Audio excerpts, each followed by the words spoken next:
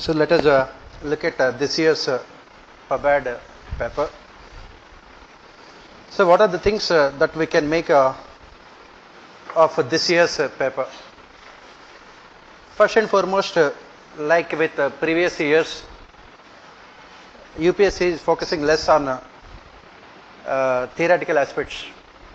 That is, they are not focusing more on all these thinkers or more on, they are not focusing on academic aspects.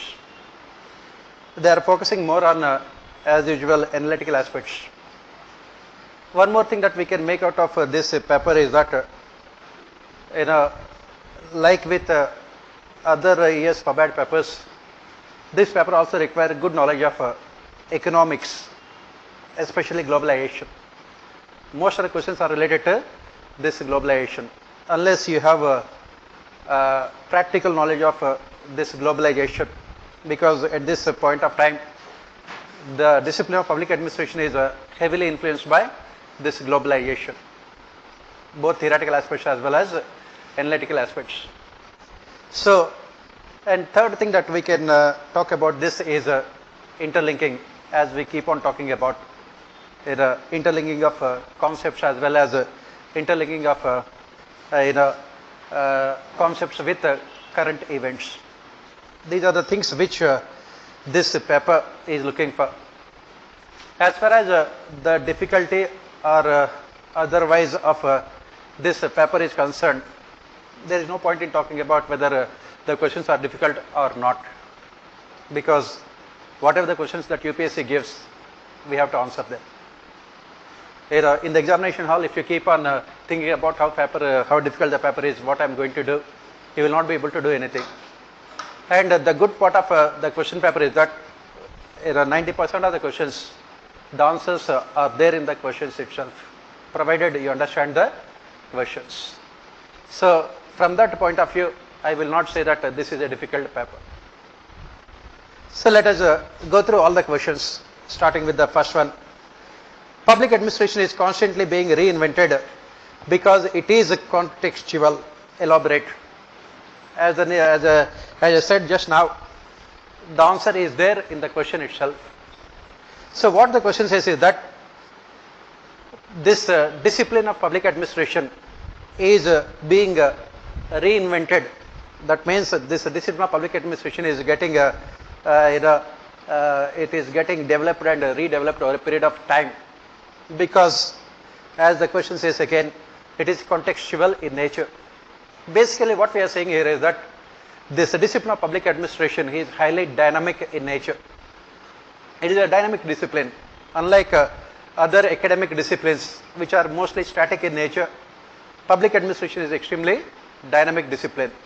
So obviously when the discipline is dynamic, it has to reinvent itself. If you look at new public administration thinkers, one of the important features of NPA is relevance. So what we are saying here is that the discipline of public administration can be relevant only when it is able to provide solutions to the problems faced by practicing administrators. And the problems keep on changing with the passage of time. In 1950s, the problem was about how to ensure growth and development of these underdeveloped countries. And 1960s, it was about redistribution of income and wealth. And 1970s, it is about managing the finances. In 1980s, it is about the problems of developing countries which have fallen into debt trap. 1990s, it was about globalization. And 2000s, how to ensure citizen-centric governance. This is how the discipline is evolving. It is highly contextual in nature. At present, that is the reason why we say that the most important talking point in this discipline is a new public governance approach, which basically essentially talks about how to coordinate the conflicting interests of different actors involved in the development process. And that is what the answer to this question. In the age of globalization, we face so many problems. The problems are related to environment. The problems are related to inclusive growth. The problems are related to gender empowerment. The problems are related to equity and equality. and it is the discipline of public administration which is expected to find solutions. And we have to say that the discipline of public administration is definitely making a rapid progress in terms of coming out with necessary theories so that they can find solutions. The third Minobrook conference, that is the reason why it has said that public administration, the focus should be on providing solutions to the problems faced by the people. It is not about whether it is an art or science, it is about providing solutions. And the entire discipline, as we keep on saying, is contextual in nature. That is the reason why developing countries have their own problems, developed countries have their own problems. The discipline is trying to find out solutions to the problems of both these different parts of the world. That is what you have to write for this question. Next, bureaupathology denigrates competence in organizations. Explain. So what is this bureaupathology? It basically talks about the negative aspects of Weberian bureaucracy. It talks about negative consequences of Weberian bureaucracy. What are the negative consequences of Weberian bureaucracy? What is the criticism of Weberian bureaucracy? Basically, it results in red tapeism. It results in time and cost overruns. It results in impersonal behavior. It results in a status quoist approach on the part of bureaucracy, and it also is about value neutral bureaucracy, completely value neutral bureaucracy. So this bureaupathology is about all these aspects. It is about all these aspects. Now the question says that it denigrates competence in organizations. The question itself says this bureaupathology makes organizations inefficient and incompetent. It makes organizations inefficient and incompetent. After writing all these things, why it makes organizations inefficient and incompetent, you have to talk about the solutions also. What are the solutions? As part of your conclusion, you have to talk about the solutions. You have to talk about sensitivity training to bureaucracy. You have to talk about changing the organizational structure. You have to talk about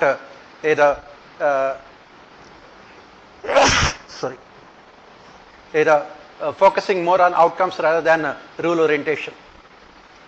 You write about all these things. Next, if there is ever to be a science of public administration, it must derive from an understanding of man's behavior. Explain. So again, the answer is there in the question itself. The answer is there in the question itself. So it says that if at all you want to have a science of public administration, what do you mean by science? What do you mean by science?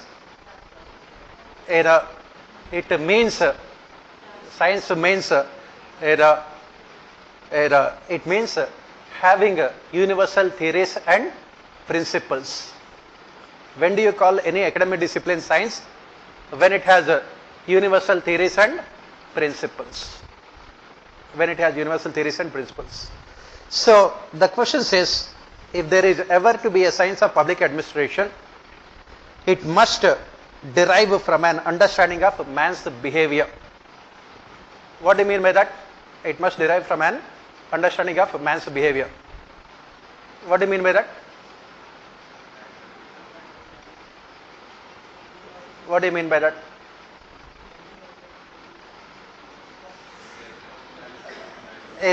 Robert Dahl, he talks about three problems of science of administration. Robert Dahl, he talks about these three problems of science of administration.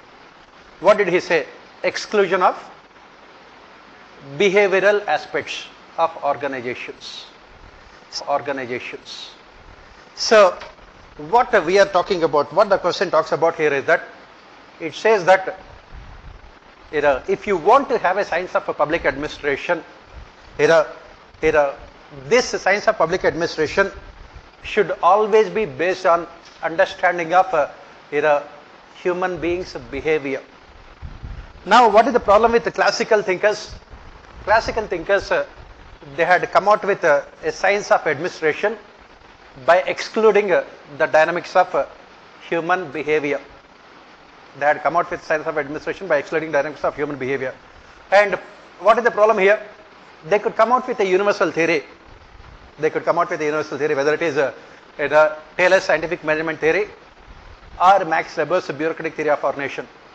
But what is the practical applications of those universal theories which exclude the dynamics of human behavior? That is what the question says. That is what the question says. You must take into consideration the behavioral aspects. You must take into consideration behavioral aspects. For example, give the examples here. We have the same kind of bureaucracy in India as it is there in United States of America or United Kingdom, Weberian structures. But in India, bureaucracy is not as successful as in those countries. Why? Because it depends on human behavior. It is about the behavioral aspects. That is what Fredericks talked about as part of ecological approach. He says that you must take into consideration the behavioral aspects to have a science of administration. A science of administration is not possible. That is what Fredericks says. A science of administration is not possible unless it is behavioral in nature. You must understand the dynamics of human behavior. And that is the reason why in a new public administration thinkers have criticized Weberian bureaucracy. They have criticized these classical thinkers for ignoring the dynamics of human behavior. And that is what the question also says. Especially for administration, what is the difference between social sciences and other physical and natural sciences? Either physical and natural sciences do not deal with the dynamics of human behavior. That is the reason why they can be universal in nature. In public administration, in their over enthusiasm to come out with universal theories, classical thinkers have completely ignored this behavioral aspects, because of which their theories proved to be incomplete when they were implemented in different ecological settings. That is the reason why we say that dynamics of human behavior. That is the reason why we have behavioral thinkers like Cheshire Bernard, Herbert Simon, and other behavioral thinkers who talked about including the dynamics of human behavior. They defined organization as a social system consisting of dynamic human beings, not as a physical structure consisting of different hierarchies. This is what you have to write for this question. Next, Cheshire Bernard, in the functions of the executive, injected the social in the study of ordination. Just now we are talking about the same thing. Explain in this context how the executive is expected to play a much greater role than a manager. As I said, the answer is always there in the questions itself. The answer is always there in the questions itself. So what did Cheshire Bernard say? He defined organization as a social system. Cheshire Bernard defined organization as a social system consisting of dynamic human beings. In classical organizations, running the organization is not a difficult task at all. Functioning of organization is not a difficult task at all. Why? Because in classical organizations, once the hierarchy is decided, once the principles of organization are fixed, it becomes automatic for organizations to function in a smooth and efficient manner. But that is not the case with behavioral thinkers, who said that organization is not a physical structure but a social system consisting of dynamic human beings. That is where the role of leadership becomes much more important.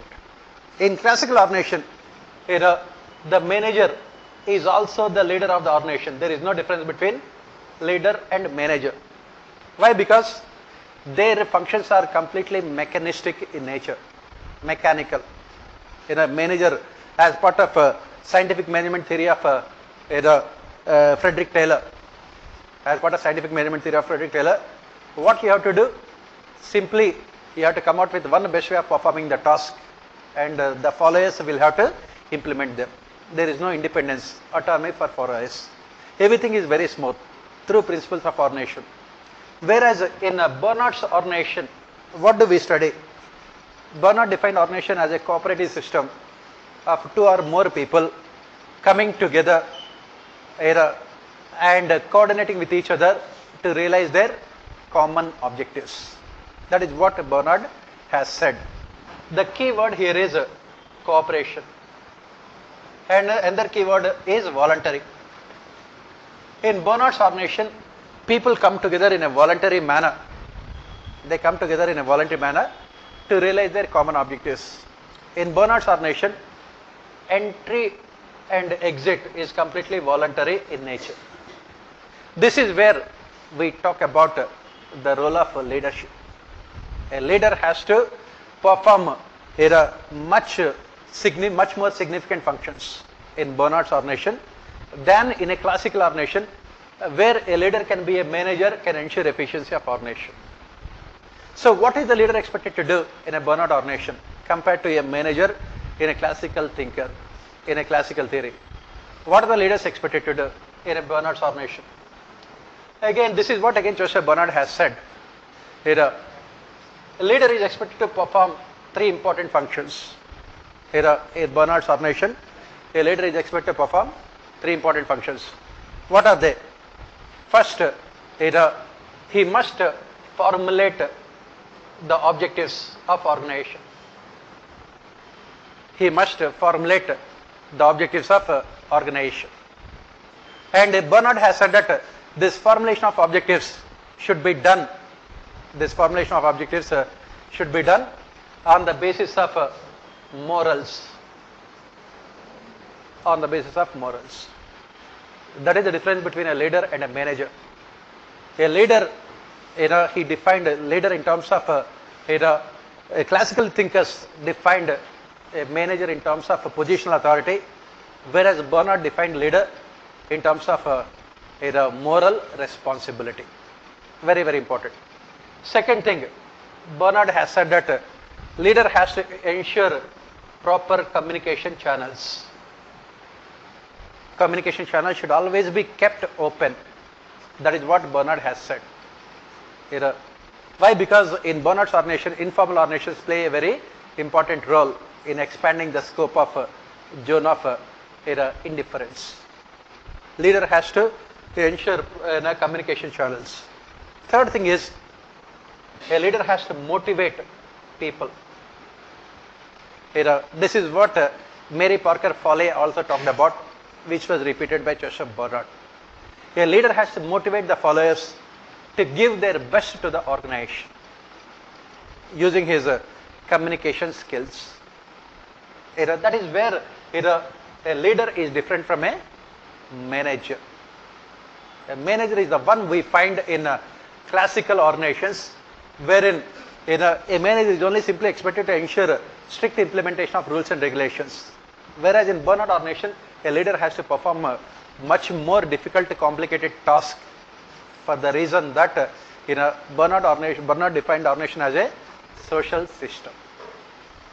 This is what you have to write for this question.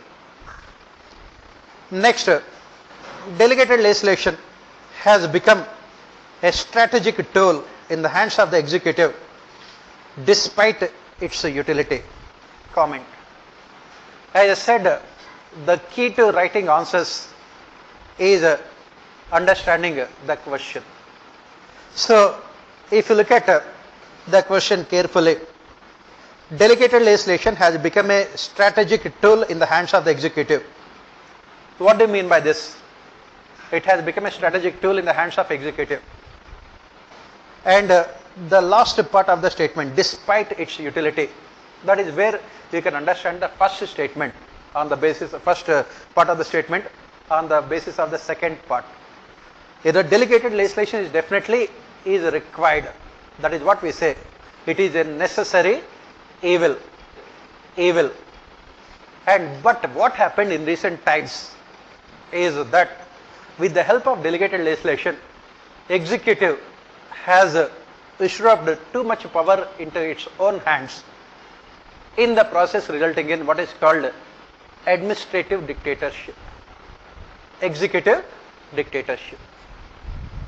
It has become a strategic, very significant tool in the hands of executive to continue their dominance.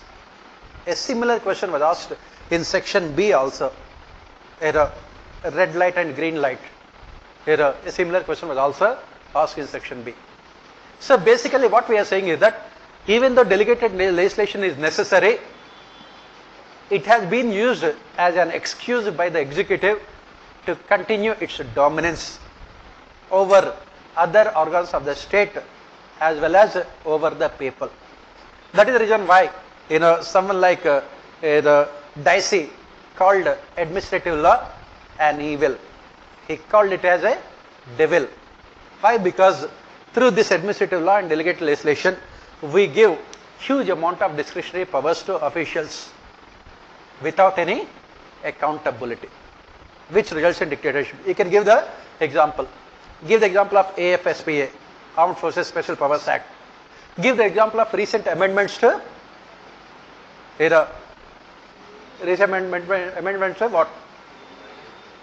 UAPA, Unlawful Activities Prevention Act, which has given huge amount of powers to NIA, which can result in a huge amount of damage to human rights of citizens. The question that was asked in your General Studies paper 3 this year.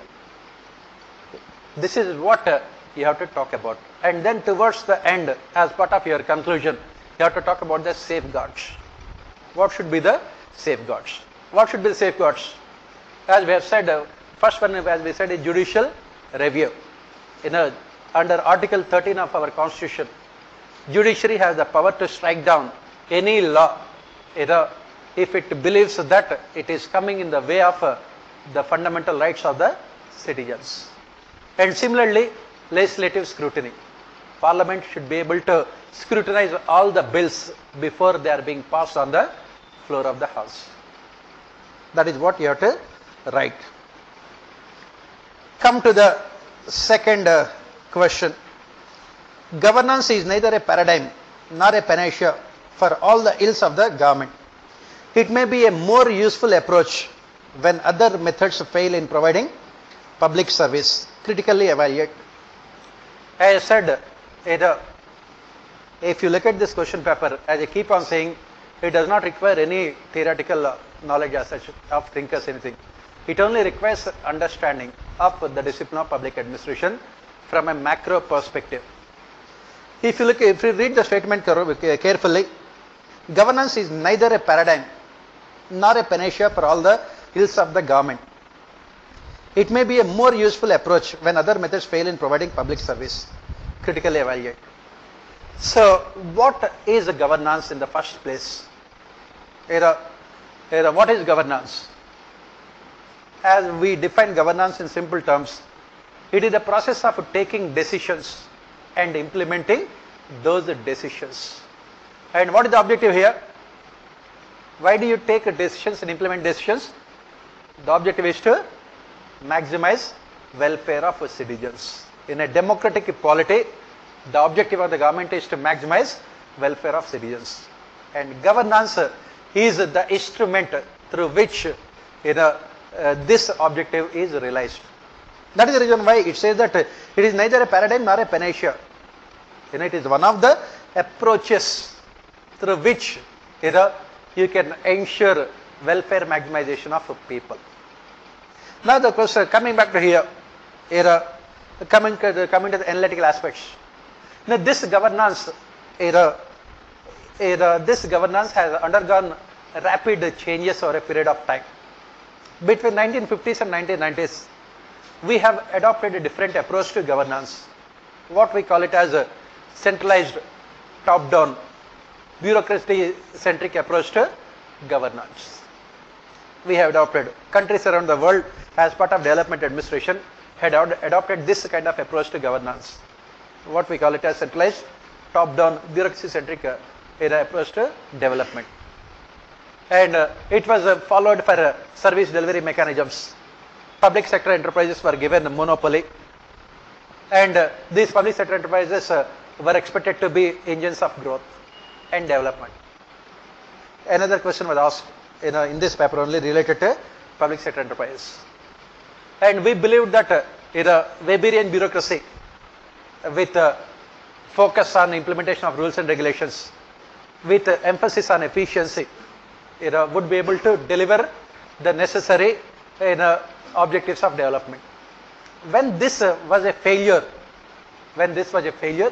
from 1990s onwards, we opted for a different approach to development. We called it as a bottom-up decentralized participative approach to governance. And at the same time, in 1990s, we also opted for what is called globalization, NPM approach to development, wherein we believed that private sector would be in a better position to provide services to the people because private sector can ensure efficient utilization of resources. But again, this NPM approach was also a failure. By 2008, the global financial crisis have shown that this is also a failure. Then after that, we have opted for what is called a new public governance approach, wherein we the coordination between different actors involved in development, multi-actor paradigm, network analysis, systems approach. This is what we have to write, and this governance keeps on evolving as we have discussed in the previous questions. As you can see, for almost all the questions you are talking about the similar type of answers. As we have discussed in the previous questions, as and when one approach or a paradigm fails, we go for another approach, trying to cover up the weaknesses of the previous approach. We come out with a newer approach. That is the reason why now we are talking about citizen-centric development, wherein citizen should be the center of development with all other actors actively involved in the process of development. That is what we say. That is what you have to write for this question. At the end of the day, as we have said, governance is not a panacea for all the ills of the government. Why? Because government is only one of the institutions involved in governance. As we say, government is only one of the institutions. What are the institutions involved in governance? Private sector, NGOs, civil society organizations, pressure groups, community-based organizations, self-help groups, public-private partnerships, regulatory authorities. All of them are part of governance. All of them are part of governance. You take the case of the failure of this cooperative bank in Mumbai, PMC bank. Okay, why it has failed? Can you blame the government? No. Why? Because you require corporate governance also. We don't have corporate governance in India. So you cannot say that governance is the panacea for government. No. Governance is a much larger term involving multiple institutions with conflicting objectives. It keeps on evolving over a period of time. That is what we have to write for this question. Next, with the entry of the concept of good governance, the discipline of public administration has shed its statist character. With the entry of concept of good governance, the discipline of public administration has shed its statist character. What do you mean by that?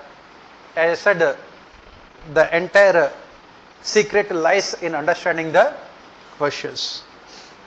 Now, the entire discipline of public administration is based on this Weberian bureaucratic model. And this Weberian bureaucratic model is one of the important criticisms we make of this Weberian bureaucratic model is that its objective is to ensure stability and continuity. And all the classical theories which we talk about in public administration, all the classical theories, all these classical theories are what we call them as equilibrium models. This is the criticism we make of classical theories in public administration. This is what Ricks also talked about. All of them are equilibrium models. What is an equilibrium model? In an equilibrium model, there is no scope for any change. There is no scope for any change. And that is the reason why when these equilibrium models are applied in reality, when all these equilibrium models are applied in reality, all of them ended up as a failure. All of them ended up as a failure. Why? Because as we study, one more question was asked, as we study about contingency theories, the situation keeps on changing. The only thing that is constant in this world is change. If an organization does not change itself to changing circumstances, it loses its relevance and then its existence also. The same thing happened with the public administration. The same thing happened with public administration. By 1960s, public administration faced a crisis in America. That is when new public administration thinkers talked about change. And this NPA has also become the basis of what is called good governance. Good governance. This concept of good governance, has, as the question says, has made the discipline of public administration extremely dynamic in nature. It has made the discipline extremely dynamic in nature.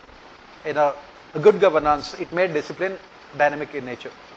Why? Because the objective of good governance, as we keep on saying, is all about citizen empowerment. How to empower citizens and how to fulfill the needs of citizens, how to maximize the welfare of people. For that, the governments have to reinvent themselves all the time. They have to change themselves all the time. As I said, in 1990s, when we opted for this NPM approach to development, neo-right philosophy, it was a failure. That is the reason why we had again changed our governance perspective by opting for a multi-actor paradigm. And then, as part of good governance, we are talking about so many things. We are talking about inclusive growth.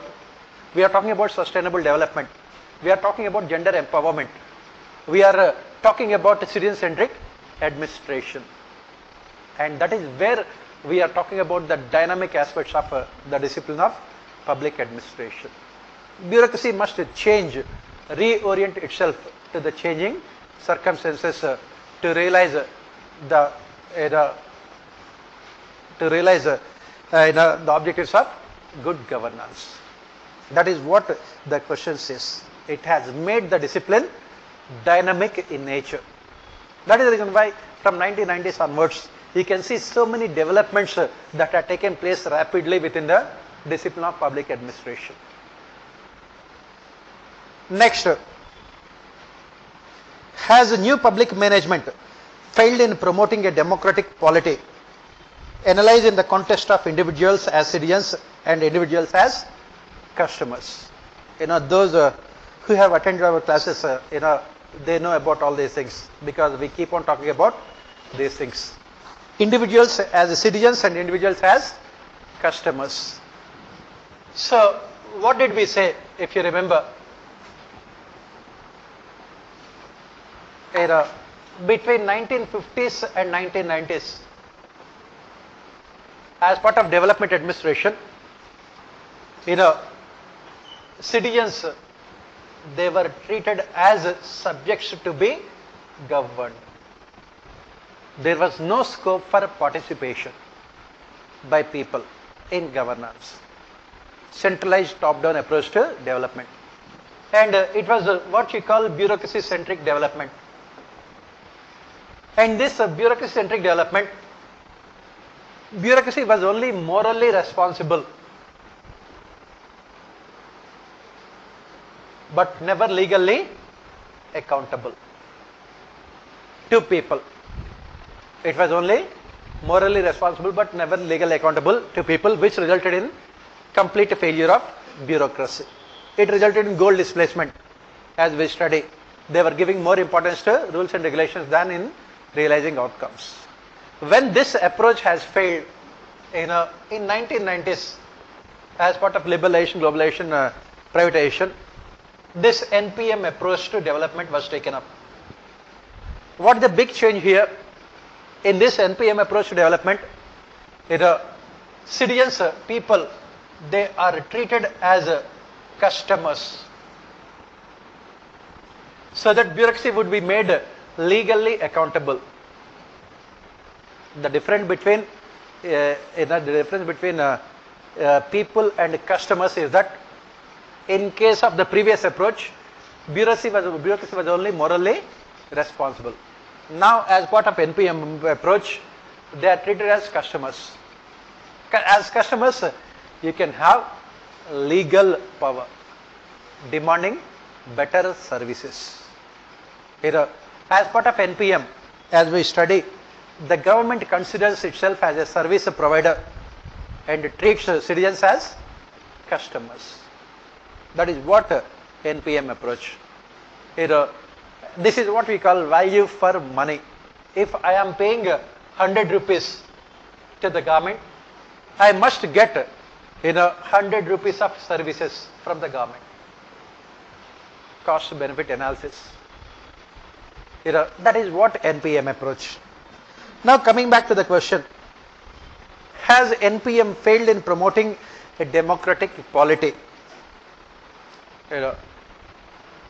So what do you understand by this question? One of the major weaknesses of NPM as we study is that when you are treating people as customers,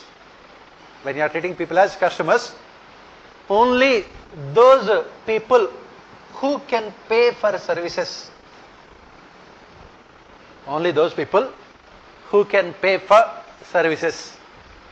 will get the attention from the government. That is where the problem with the NPM approach. The difference between developed and developing countries. In developed countries, people can pay for services. Everyone can pay for services and they can be treated as customers. But in a country like India, wherein maximum number of people are living below poverty line, wherein they cannot pay for services, what kind of accountability does the government have towards those people? Is everyone, can everyone pay for services in India? For example, take the case of people living below poverty line. Education. What are the services provided by the government? Education, health, roads, sanitation, drainage, then lights, street lighting, electricity, then this transportation. These are all the services provided by the government. For people living below poverty line, do they pay for these services? Can they pay for these services? They cannot. Does it mean that they should be excluded from these services? That is what NPM says. NPM says that government must consider itself as a service provider and treat people as customers. Customer means you have to pay for services. And that is what the question is about. Has NPM failed in promoting a democratic polity? In a democratic polity, you cannot treat people as customers. The government cannot adopt the approach of private sector to governance. A Mukesh Ambani will provide services only to those people who can pay for those services. And those people can always make Mukesh Ambani legally accountable. He can take those private sector service providers to consumer courts if they do not give you proper services because they are paying for it. Maximum number of people in India do not pay for services because they are living below poverty line. Does it mean that all these people should be excluded? That is what the question says. Analyze in the context of individuals as citizens and individuals as customers. As I said, that is the reason why when this NPM approach has failed, we are talking about NPS approach, new public service approach, wherein individuals are treated as citizens but not as customers. NPS approach. they are treated as citizens. Even if they are getting these services from the government free of cost as subsidy, they can also expect quality services. They should also expect quality services. That is the reason why you can see, most of the state governments had come out with what is called Public Service Delivery Acts, so that people can also have, what you call, legal rights over these services. That is what you have to write here. As I said, as you can see, all the questions are about only globalization. Next, globalization has constructed the administrative state to save and serve corporate power structure. Discuss how transnational corporations impact government and public administration in the contemporary era. So, if you look at the question paper again, as I say, this question paper must have been prepared by Jawaharlal Nehru University professors. Why? Because as you can see, all the questions are extremely critical of globalization, government and everything else. Maybe they must have been prepared by JNU professors, ratified by Naxalites from Chhattisgarh. All the questions are like that only. Not even a single question is there about the good aspects of globalization. Everything is about criticism and more criticism. So, this question, it says that globalization has constructed the administrative state to save and serve corporate power structures. So, what the question says that in the garb of globalization, in the name of globalization, the state had become an instrument to serve the interests of multinational companies, transnational corporations. That is what the question says. The state had become a tool in the hands of the big corporates. It had become a tool in the hands of the big corporates to exploit ordinary people in the name of governance. In the name of governance. That is what the question says. It had become a tool in the hands of big corporates, to exploit ordinary people in the name of governance. So, do we agree? Do we agree? If you agree, as usual, your answers will be sent to Naxal headquarters. So, but there is a truth in this statement. You have to explain why this statement is made. Second part of your answer should be, what should be done to end this nexus. So what we say here, after globalization, what the world has witnessed. We are not talking about India alone here. We are talking from the perspective of the entire globe. After globalization, what the world had witnessed is what is called crony capitalism. Crony capitalism. The nexus between politicians, bureaucracy and businessmen in the name of globalization. The nexus between political executive, bureaucracy and big businessmen, multinational corporations. As the question says, globalization has created power structures in such a manner to benefit these powerful transnational companies. Give the example of United States of America. United States of America, in public policy, as we study, it is the pressure groups who dominate public policies. These transnational companies are the ones who dominate policy making in United States of America.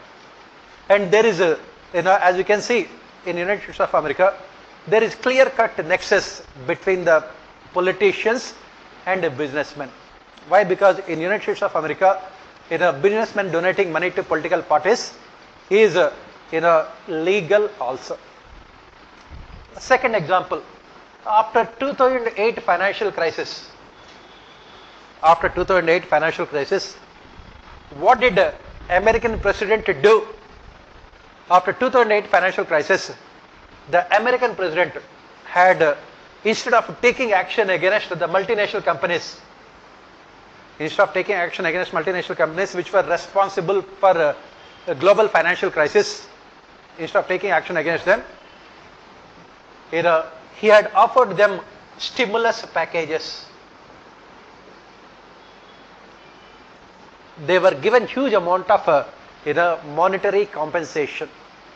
These multinational companies were given huge amount of monetary compensation in the form of stimulus packages. And what is the argument given by the president? This was done to help the country to come out of recession.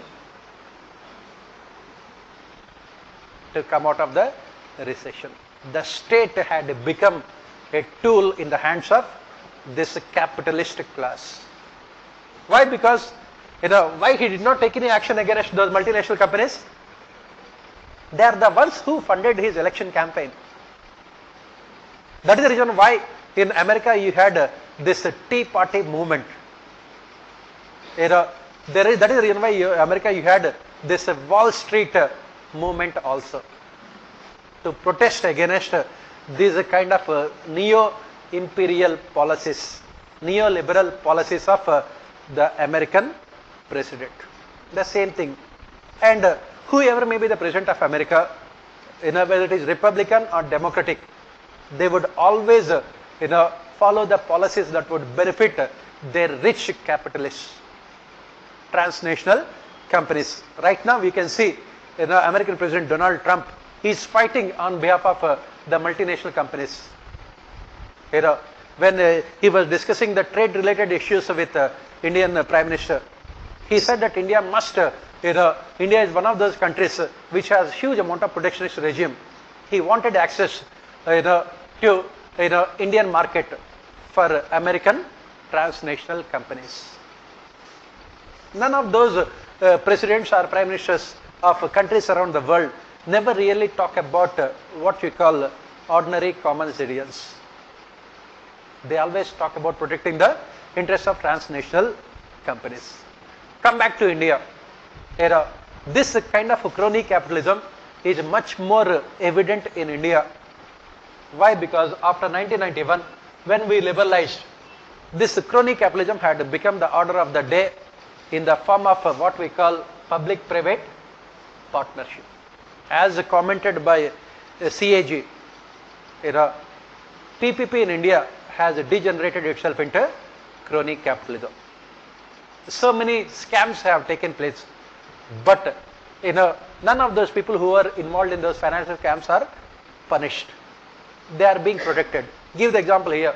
RBI was asked to come out with the names of loan defaulters. Hundreds of businessmen have defaulted, which resulted in NPAs of public sector banks. RBI was asked to come out with the names. RBI has said that they will not reveal the names. Why? Because they said that if they reveal the names of the defaulters, ordinary citizens would lose faith in the banking system. Why? Because who are those defaulters? All those defaulters are the respectable politicians only, who otherwise are called businessmen, who we can call them as criminals also. What do you call Vijay Malaya? Businessman? Yes. Politician? Yes. Criminal? Always. Okay. And that is what the question says.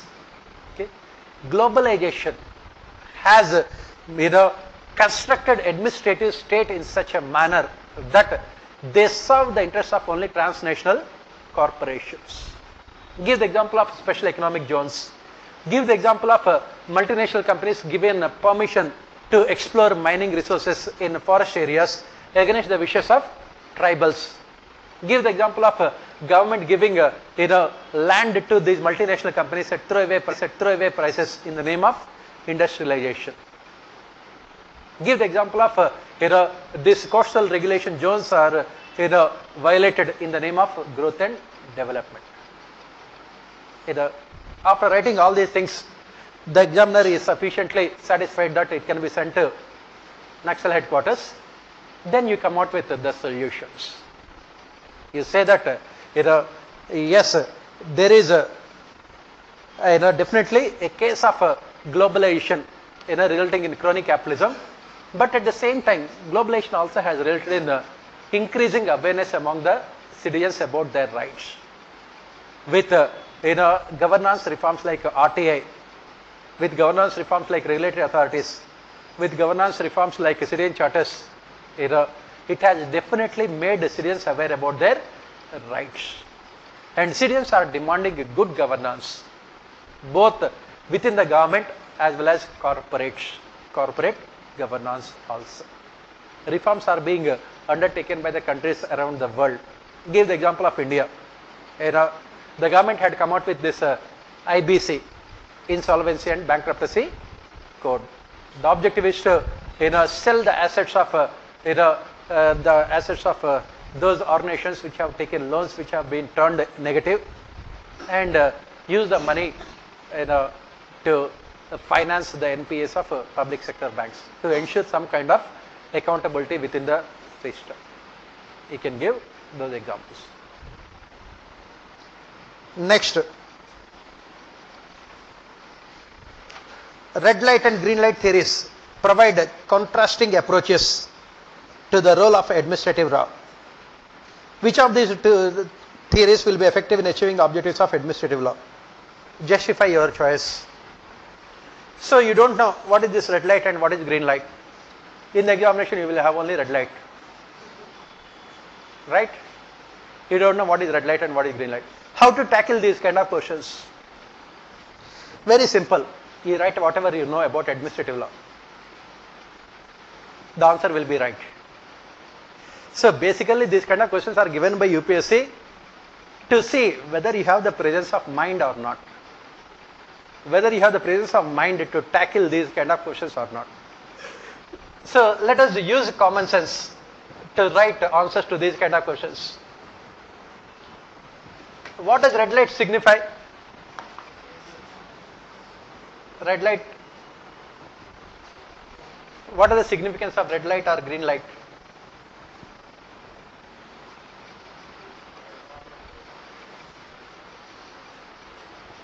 Red light means you have to stop there, it is dangerous. Green light means positive, you can go ahead, right? Yes, simple thing. This is common sense, which I believe all of you have. Okay, what is orange? This is part of disaster management. Red alert, green alert, orange alert, like this. In disaster management you have all these things. So let us not go into all the things. Now coming back here, we know what is red and what is green. Red means danger. Green means positive. You can go ahead. So from the context of administrative law,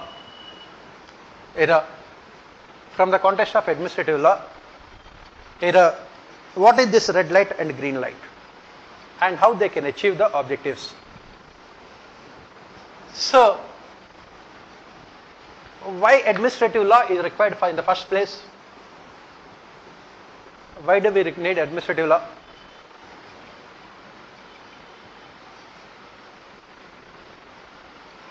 Why do we need administrative law?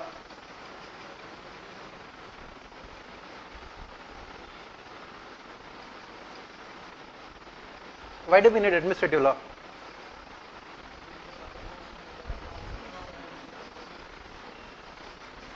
Administrative law is needed because of the imperatives of development. Either constitutional law or rule of law is not enough to realize the objectives of people empowerment. That is the reason why administrative law is required. As the name itself indicates, administrative law is a law for administrators. Administrators have to perform multiple functions. To perform those functions, they needed certain powers also. They needed certain powers also. That is what we say. For example, you are a police officer. If you are a police officer, and if you are a police officer in your line of duty, you are killing criminals, can you be arrested under law? No, you get immunity. That is what is called administrative law. Administrative law is needed to ensure safety and security of citizens. It is needed to fulfill the needs of, to satisfy the needs of people. You are a district collector, you have to distribute houses to the people living below poverty line. You need discretionary powers. These discretionary powers are part of administrative law. So, when you are talking about administrative law, you can talk about administrative law from two dimensions. One is a negative dimension, second one is positive dimension. Negative dimension and positive dimension. This negative dimension is what is called the red light. Positive dimension is green light. So, what we are saying is that through administrative law, we are giving powers to administrators, right? When you give powers to administrators, what is the consequence? As the Dicey talks about, there is always scope for misuse of power. There is always scope for misuse of power, right? Wherever, that is what A.V. Dicey talks about. Why he says that administrative law is a negation of rule of law. Rule of law treats each and everyone equally, whereas administrative law divides the society into haves and have-nots. It gives discretionary powers, and that is the reason why the red light here is the discretionary powers which are given to the administrators. It can result in dictatorship. It can result in dictatorship. Between the three organs of the state, legislature, executive and judiciary, we say that executive is more powerful because through administrative law, executive controls legislature, delegated legislation. And the role of judiciary is post-mortem in nature. Judiciary will come into picture only after the event takes place. In that process, it results in dictatorship of bureaucracy. That is what the red light we are talking about. It can result in dictatorship. A police officer can kill an innocent citizen and say that this innocent citizen is an Naxalite come terrorist come anything else. That, and he says that, and he gets immunity for his actions. Through administrative law, these bureaucrats have sovereign immunity for their actions. So it should be controlled. It should be controlled. How to control this dictatorial nature? What are the mechanisms available in administrative law to ensure that this dictatorship of bureaucracy can be reduced? Dictatorship of administration can be reduced. Just now we talked about it. One is judiciary, second one is legislature. Judiciary can come to the rescue.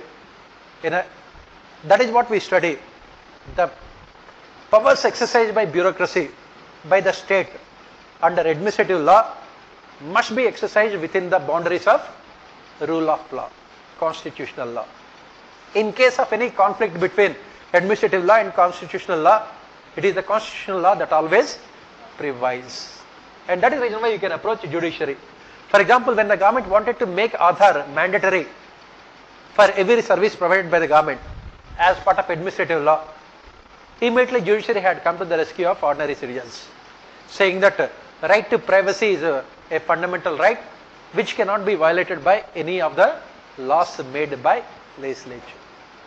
Similarly, your fundamental rights are violated under any of the laws of the government, you can approach judicially by filing in a writ petitions. Articles 32 and 226. Coming back to the other side, green light. Green light basically talk about the positive aspects. Why administrative law is required from a positive sense of the term? Why it is required? As we have said, bureaucracy has to perform multiple functions. As part of a welfare administration, they have to perform multiple functions.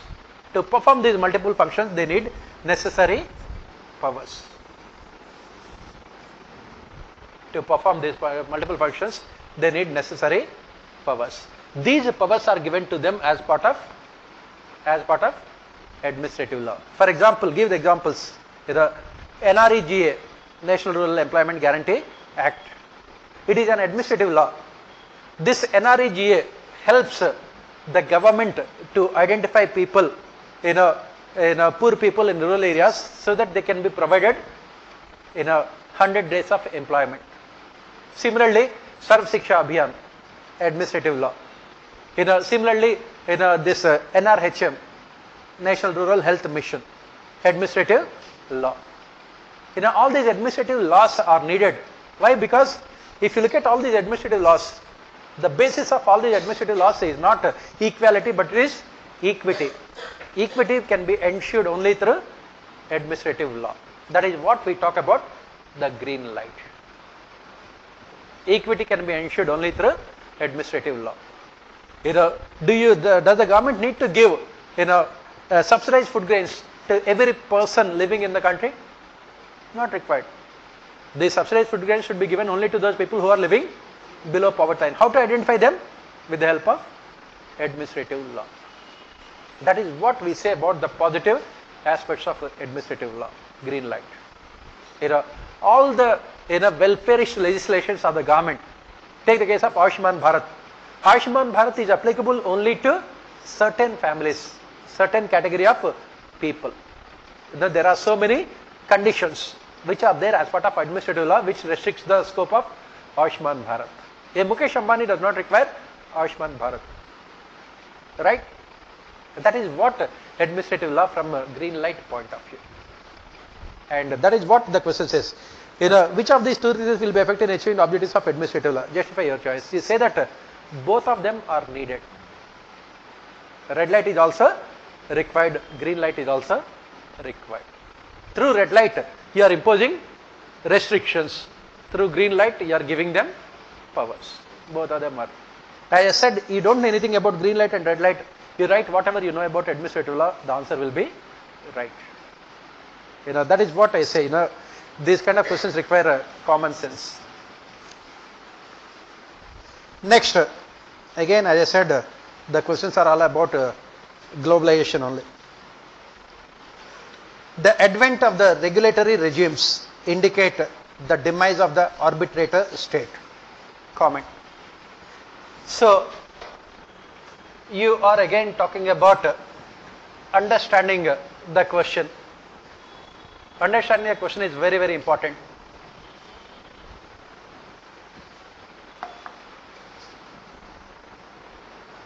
Arbitrator state and regulatory regime. These are the two words which are key to writing answer to this question. The advent of regulatory regimes. When did these regulatory regimes come into existence? When did these regulatory regimes had come into existence? When did we see the advent of these regulatory regimes? In 1980s in United States of America as part of NPM. Right? That is what we studied. That is the reason why we say that in the age of globalization, governance means regulation. What is special about these regulatory regimes? What is special about them? They are called IRCs, Independent Regulatory commissions. Independent because they are independent of executive. They are independent of executive. You know, regulatory because they are expected to regulate the functioning of markets. And they had opted for a collegiate form of ordination in the form of commissions, collective decision making. So basically these independent regulatory authorities, independent regulatory commissions have been given the responsibility of mediating between the disputes related to market players, in dispute related to market players. That is the reason why we have SEBI related to stock markets, Competition Commission of India, then TROI, then PFRDA, then IRDA. These are all regulatory authorities. These are all regulatory authorities which have been given the power to arbitrate between the market players. That is what we say. Now, this is first part of the question. Indicates the demise of arbitrator state. What do you mean by that? Before the advent of these regulatory authorities, who was responsible for mediating between the players involved among the disputes? Who was responsible? It was the state itself. Before 1990s in India, we never had any regulatory authorities. And who solved the disputes between market players? State directly. State, which is part of executive, also performed judicial functions. Also performed judicial functions. The concerned ministries and departments, took the responsibility of mediating between the disputes, between the players involved in the disputes. So the question says that this advent of regulatory regime indicates the demise of arbitrator state. Yes, we accept the statement. It resulted in the demise of arbitrator state. But has it completely? No. Why? Because these regulatory authorities are not given, the regulatory authorities are not given, complete powers. They are not given complete powers. Take the case of RBI. RBI also does not have complete powers. Who controls the banking system? Ultimately, it is the finance ministry. When RBI had come out with the PCA, prompt corrective action, to overcome the NPAs of banks, immediately Ministry of Finance had come into the picture and had asked RBI to go slow with the PCA because it is resulting in recession. Similarly, the government had taken the decision to merge public sector banks without involving the regulator RBI. Similarly, you take all these commissions which we talk about, none of them have real powers. None of them have real powers. So it might have resulted in demise of arbitrary state, but it has not reduced the powers of the state in dealing with the problems. That is what you have to write. Why? Because these regulatory commissions have not been given real powers. They have not been given real powers. Next, come to the other questions. Contingency theory of ordination is founded on the interplay of externally fit and internal fit. Discuss. This is what we keep on studying as part of contingency theories. If you remember, this is what we have studied. First of all, why did this contingency theories of ordination come into existence? What did we say in the class? Why did they come into existence? Contingency thinkers have criticized the general system theories. General system theories. whether you take classical theories or behavioral theories or even the systems theory developed by Friedrichs, what is common to all of them? They are all equilibrium theories. As we have discussed earlier, all of them are equilibrium theories. All these theories, equilibrium theories. That means there is no scope for change. And all these theories talked about what we call universal principles. What contingency thinkers have said is that these general systems theories will be a failure. They are a failure because the situation outside the organization as well as inside the organization is always dynamic in nature. Outside and inside the organization is always dynamic in nature. Behavioral thinkers have taken the dynamic situation only inside the organization. When we talk about Maslow's hierarchy of needs, when we talk about Friedrich Herzberg two-factor theory, they take into consideration the needs of people working in the organization only within the organization. They never took into consideration what is happening outside the organization. And that is the reason why contingency thinkers have said that these general systems theories in public administration are a failure. They said that these general system theories are a failure. And that is the reason why they said that in place of the general system theories, they were proposing what is called contingency theories.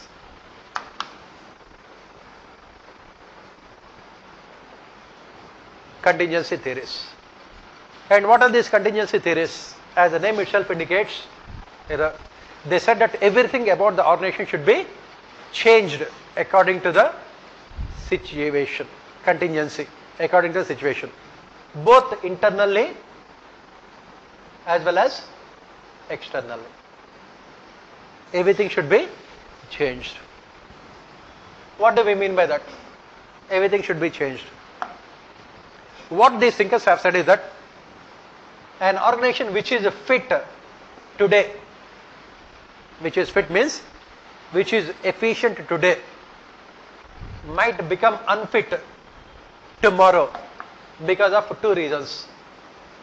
Why? Because of internal factors as well as external factors. Because of internal as well as external factors. For example, today bureaucracy is functioning as part of it is functioning as part of what is called this state monopoly. Like in India between 1950s and 1990s. The bureaucracy which was functioning as part of a state monopoly between 1950s and 1990s,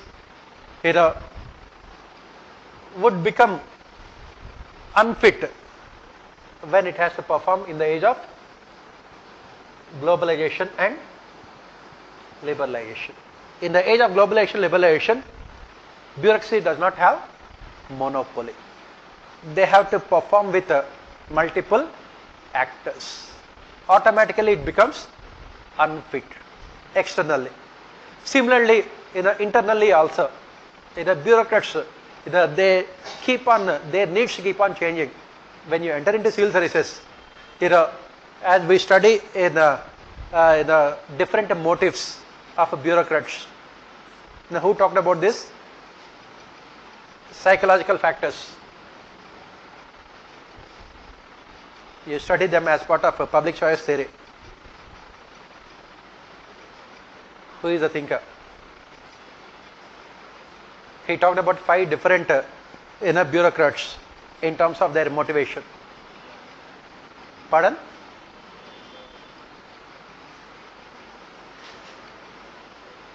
Who is the thinker?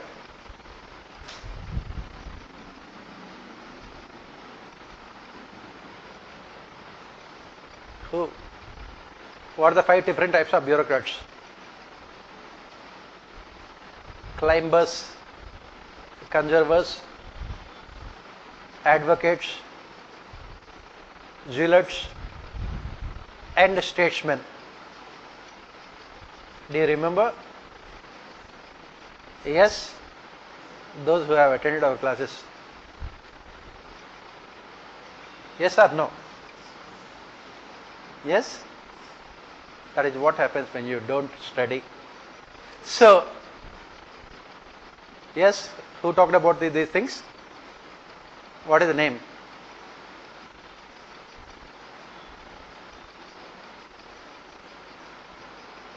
That is what happens. Find out the name of the thinker. I just said I am giving a clue here, public choice theory. You know, another thinker was asked in the exam only, Niskanen.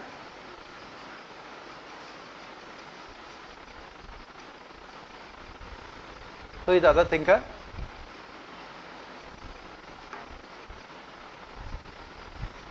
So find out, you know, coming back here. So what we are saying is that, you know, as with the passage of time, as we study in Maslow's theory of hierarchy of needs, once your lower level needs are satisfied, you look to satisfy higher level needs. Internally also organization becomes unfit with the passage of time. That is what contingency thinkers have said. You know, both internally as well as externally, organizations become unfit with the passage of time. That is the reason why you cannot have a universal structure. You cannot have a universal principle also. Everything should be changed according to the situation that is prevailing inside as well as outside the organization. We studied the contingency theories of leadership.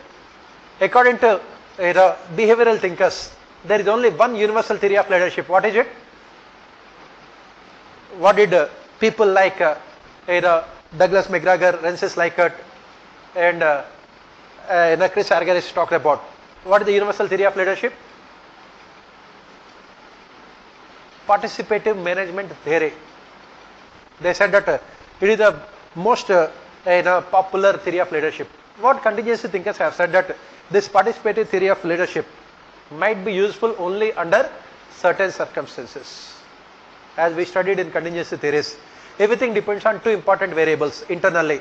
One is the ability of the followers. Second one is the willingness of the followers. These 2 factors will decide the different styles of management. That is the reason why we had Blackie and Morton talked about 5 different styles of leadership. What are they? Blackie and Morton, 5 different styles of leadership. Autocratic leadership. Then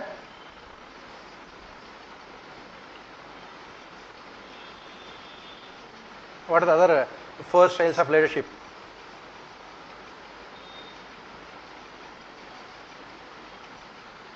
You have to remember all these things because that is what you have to write as part of the answer.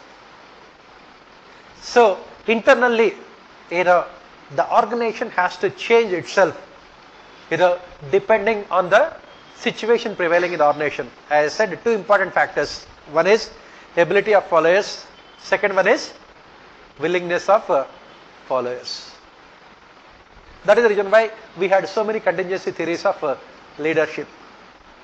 Externally, as we have said, organization has to change itself. Weberian bureaucracy has failed in developing countries. Why it has failed in developing countries? Developing countries have different objectives compared to the developed world. In developed world, growth and development had already taken place. There was no need for any change. The change had already taken place in America after American Revolution, in France after French Revolution, in Germany after German Revolution. The change has already taken place. The societies had become developed. What is required for them is stability and continuity. That was the reason why Weberian bureaucracy was effective. Whereas in case of a country like India, if you are adopting Weberian bureaucracy means it is going to be a failure because Weberian bureaucracy is not the right kind of instrument to bring about changes. Its objective is to ensure status quo, equilibrium theories. You must change bureaucracy theories. You must change bureaucracy, according to the changing circumstances. In 1990s, we asked them to function under NPM state. When NPM was a failure, now we are asking them to function as part of a new public governance approach. They have to change themselves both internally as well as externally, so that they remain fit. That is what the contingency theories of ordination talk about. You have to give all these examples. And if you read our class notes, you find all these things also. Next, MP Foley traced the foundational values of business and enterprise on her way to understand the organism of the governmental machinery. Basically, what the question says is that MP Foley, like most of other thinkers, had understood the functioning of the government through the prism of business and enterprises, through the prism of private organizations. She had observed functioning of private organizations. If we look at almost all the theories in public administration have been developed on the foundations of private sector managerial practices. MP Foley also has developed her concepts. What we must remember here is that MP Foley did not come out with any theory of organization as such. She had given certain concepts regarding how organization should function, and her concepts regarding how the organization should function are on the basis of her understanding of private organizations, which she believed can be applied to public organizations also. Basically, she had observed the functioning of business organizations in the United States of America and the United Kingdom. On the basis of that, she had come out with her concepts, which later are applied in public administration also. For example, her definition of power, authority, control, leadership, integration. All these, she had observed about all these things in the private organizations. While talking about integration, what did she say? In any organization, conflicts are always inevitable. And in any organization, on the basis of her observations, she concluded that most of the time organizations resolve conflicts through domination, which is not the right way to resolve the conflicts. In classical organization, as we study, it is the superior who gives orders to the subordinate. Domination, one best way of performing the task, which is not the right kind of solution. If the domination becomes excessive, it results in revolution. That is the reason why she said that integration. The same integration she believed that should be applied to governmental machinery also. In the same manner, she talked about power, authority, control, leadership, and then the process of giving orders. She had observed the private organizations. On the basis of those observations, she believed that her concepts can be applied to governmental organizations also. In the process, MP Foley had become a part of what you call classical thinkers. Why she is called neoclassical thinker? Neo means new or extension of classical thinkers, because her ideas are classical, universal, that can be applied at any point of time to any organization by any person.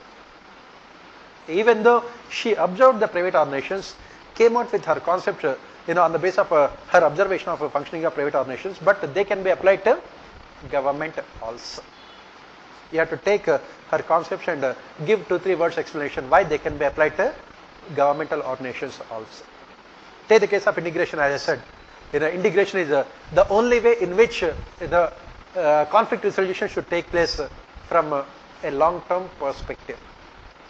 Take the case of the conflict between the center and states. It should be resolved through integration. Next,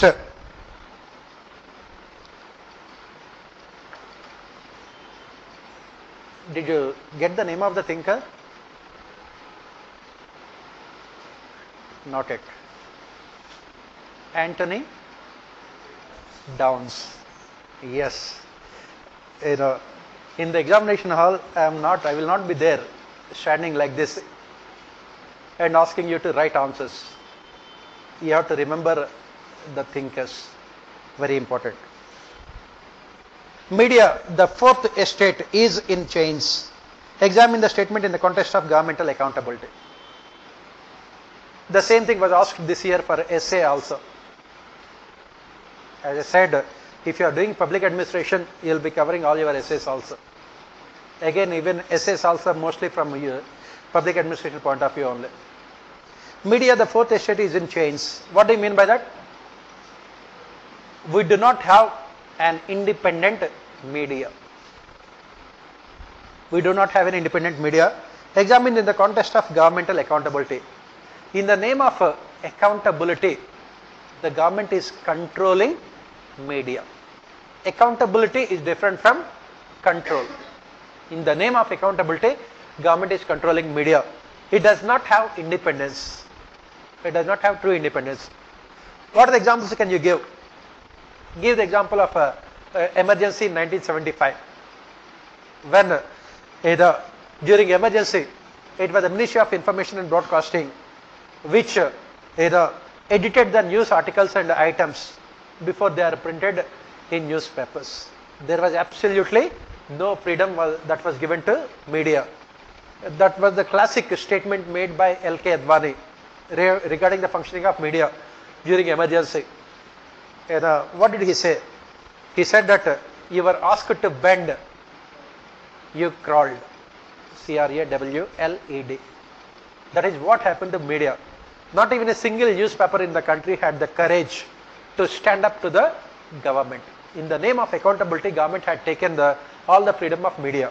The government had said that it was doing only in the national interest. Whenever the ruling political party wants to control media, they always come out with the statement. They were doing this only in the name of national interest, safety and security of the country. And after after that, every government that has come to power always had come out with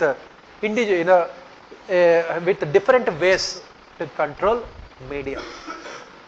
To control media, both print media as well as electronic media.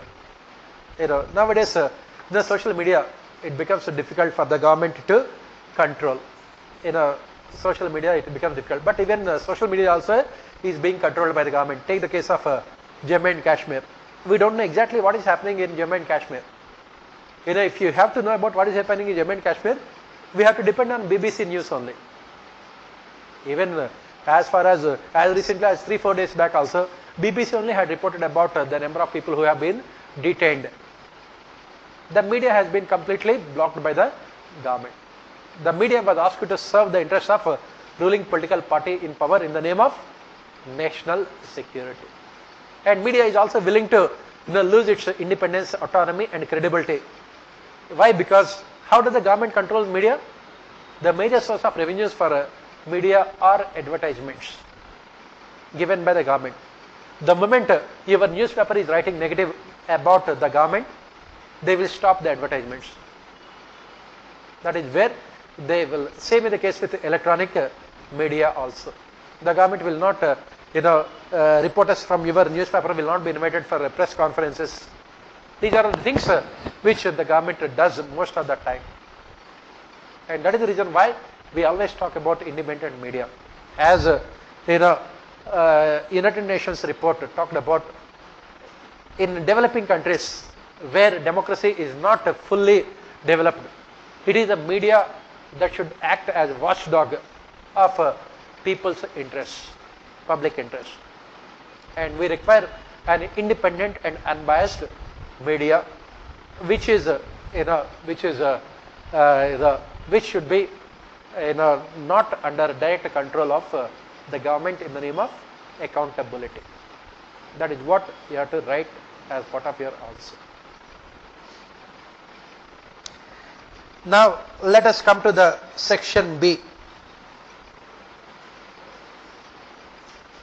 Contractualism has become a favorite policy of the neoliberal forces, but now without its share of controversy.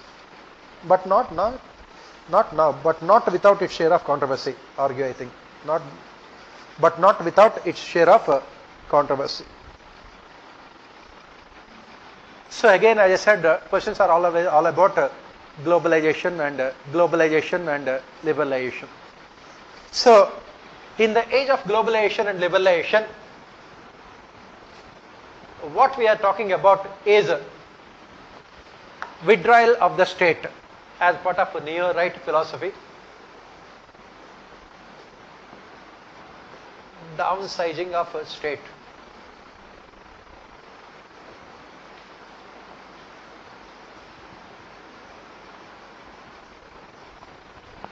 The government will be withdrawing itself from providing essential services to citizens.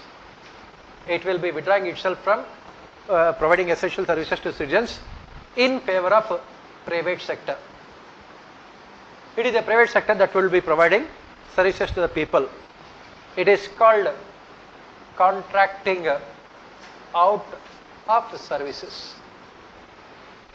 Contracting out of services to the private sector as part of a public-private partnership. As part of public-private partnership. That is what the question says. Contractualism has become a favorite policy of neoliberal forces, but not without its share of controversy. We discuss these things as part of public-private partnerships. So what did we say the problem here is? There is no problem in giving private sector the opportunity to provide services to the people. There is absolutely no problem. What is the problem here? The major issue is how this is being done. Theoretically there is no problem, but the issue is how it is being done. This contracting out of services had only resulted in huge levels of corruption. Why? First, as part of this contracting out of services, public sector monopoly was replaced with private sector monopoly. It did not benefit the customers at all. Public sector monopoly was replaced with private sector monopoly. Second, private sector was given huge amount of powers to fix user charges. They have a huge amount of discretionary powers to fix user charges. Third, the government never really defined the quality of services to be provided by private sector. The government never defined the quality of services. Fourth, there are no accountability mechanisms of this private sector to citizens. There are no accountability mechanisms. Fifth, the regulatory authorities do not have real powers. Regulatory authorities do not have any real powers. That is the reason why it resulted in what we call systematic corruption in the name of public-private partnerships. Give the example of this in a road construction. As part of Golden Quadrilateral project, private sector was given the responsibility of constructing the roads. The government opted for BOT, built, own, operate and transfer. In maximum number of cases it was found that these private sector were collecting user charges even after recovering their investments. And they were not at all properly maintaining the roads also. Judiciary had to intervene in so many cases. Why? Because this contractualism had become a tool in the hands of a political executive to make more money as part of a crony capitalism. Similarly, take the case of electricity distribution. Electricity distribution. These discoms, what you call them as distribution companies, they are charging huge amount of money from the consumers without ensuring quality service delivery mechanisms. After writing all these things, you can talk about the solutions. This public-private partnership should be converted into public-private people partnerships. Consumers should be an integral part of any PPP deal. Stakeholders. User charges should be fixed in consultation with the stakeholders. And there should be competition for service delivery mechanisms. There should be competition in service delivery mechanisms so that it can be successful. And more power should be given to regulatory authorities with proper accountability mechanisms. If they are not providing services, then what is the accountability mechanism? That should also be fixed.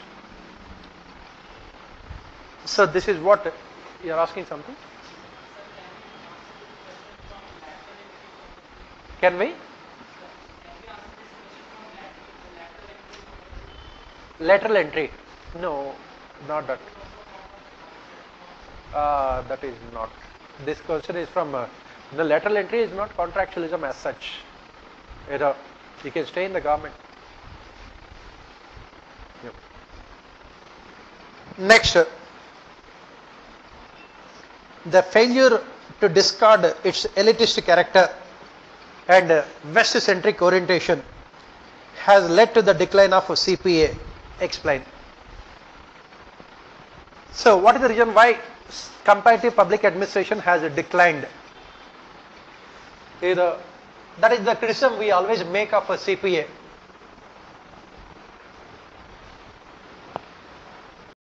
When Fredericks talked about CPA, he said that he was coming out with the CPA basically as a criticism to Western domination over the discipline of public administration. These classical thinkers, what did they do? Classical thinkers observed the conditions in the United States of America and Europe. They had seen the problems and came out with solutions to those problems, and those solutions were called universal theories. They were called universal theories, and that is where Ricks had criticized them. He said that they were ethnocentric. When these universal solutions were implemented in other countries around the world, they were a complete failure. Weberian bureaucracy was a complete failure in developing countries because of different ecological settings. That is the reason why Ricks has said that he wanted to come out with comparative public administration by taking into consideration the problems of developing world also. But what is the reason why CPA also ended up as a failure? As the question says itself, CPA, when it had come into existence, it was against this classical orientation, but it followed the same approach of classical thinkers. That is the criticism we have made of CPA. If you remember, that is what we have said. We said that Ricks CPA criticized classical thinkers but followed only classical assumptions. So what did Ricks say? He said that development means a transformation from fused to prismatic and prismatic to diffracted. What is the example given by Ricks for a diffracted society? What is the example given by Ricks? United States of America. USA was the example given by Ricks for a diffracted society. On the one hand, he criticized classical thinkers for their inability to look beyond United States of America. On the other hand, he had come to the same conclusion as the classical thinkers. That is, development means only America. That is the basic criticism of CPA. That is the reason why it had lost its relevance also. It had failed to shed its elitist character. It had failed to come out of its Western orientation. Ricks could not see the strengths of a prismatic society. He said that it is only a diffracted society that can always contribute to the development of a prismatic society. He could never visualize a situation wherein a prismatic society contributing more to the development of diffracted society. If you look at India and America, India is contributing more to the development of America than the other way around. Indian engineers, Indian doctors run their American healthcare. Our engineers run their software industry. Our bankers run their financial system. RICS could not see. RICS could not see. Why? Because CPA had failed to shed its Western-centric approach. That is what we say. All the criticism that we studied as part of RICS comparative public administration, you have to write here. Next, maximum social gain in public policy making is an attractive goal which is rarely found in practices. Discuss. So, what we say is that whenever public policies are formulated, the objective is to ensure that there is social empowerment. We always talk about development from two dimensions, economic and social dimension. Economic dimension means increasing GDP, per capita income, infrastructure, industrialization. Social dimension means you are talking about education, health, then scheduled castes, scheduled tribes, OBCs, minorities, women, children. This is what we study as part of the development, socio-economic development. This is the objective of any public policy. So, what the question says is that,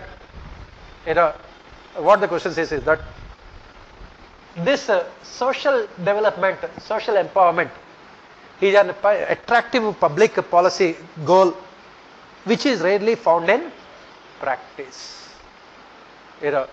Which is rarely found in practice. Now, what we are saying, why this social empowerment is not found in practice? Why? What is the reason why this social empowerment is always remains a dream? Take the case of India after liberalization and after 1991. When we talk about the criticisms of liberalization, what we say is that it has not resulted in inclusive and equitable growth and development. Poorer sections of society, economically as well as socially poorer sections of society, have been completely left out of development process. Why? Why it is not being achieved? That is what the question here is. Why we are not able to realize the objectives of social empowerment? Why? What do you think? We are not able. Please remember, this is what all the questions related to social issues in your General Studies paper 1. Why we are not able to realize the objectives of social empowerment? Why? Why, as the question says, which is rarely found in practices? Why? Because there is huge amount of resistance from vested interests.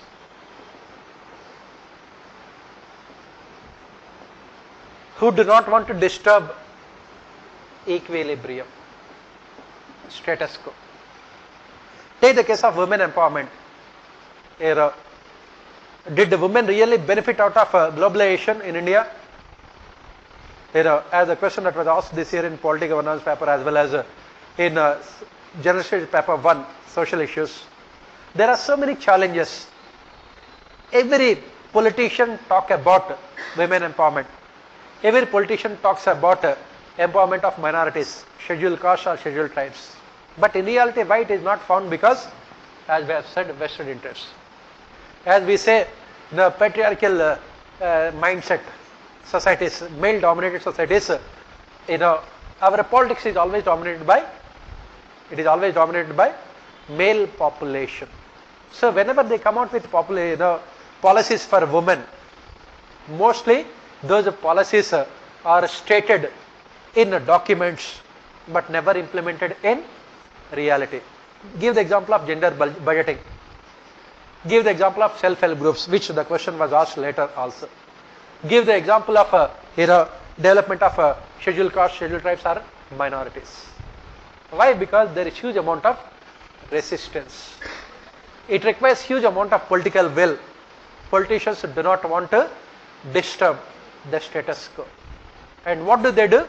Whenever these disadvantaged sections of society demand more participation and governance, they come out with easy solutions in the form of reservations. Give them more reservations. Then the problems are sorted out.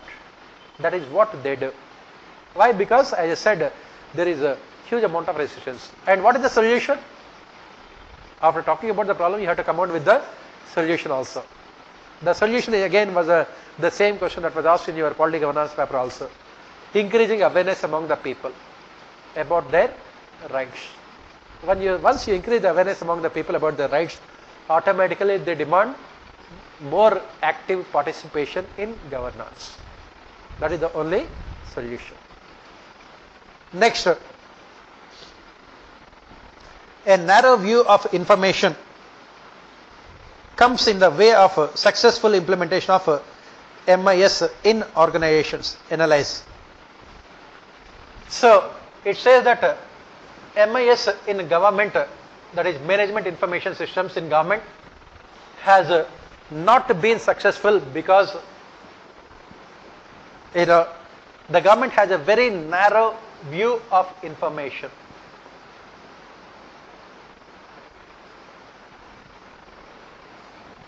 A narrow view of information. What do you mean by this? What is this narrow view of information? What do you mean by that? Whenever the government collects information, whenever the government collects information, which is necessary for rational public policy formulation through management information systems, this information, from different dimensions is extremely narrow in its perspective. What do you mean by this?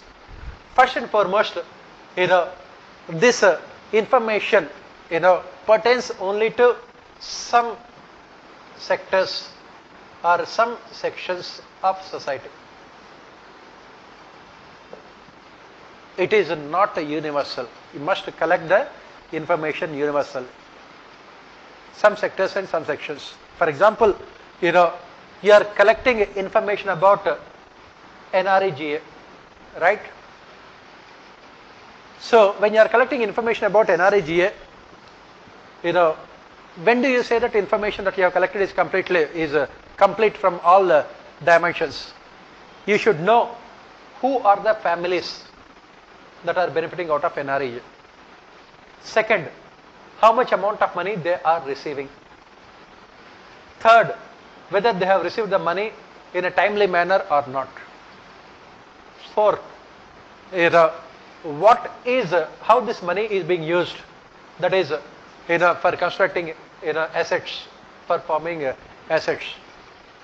Next, fifth, what kind of grievance redressal mechanisms are available to people in case they don't get the money on time. And then, what are the cases of corruption? And what is the government mostly collects as part of NRGA? Government collects only one information, that is, how many man days of employment that was created through NREGA. You look at any Government of India report, do you get any information about any of these things?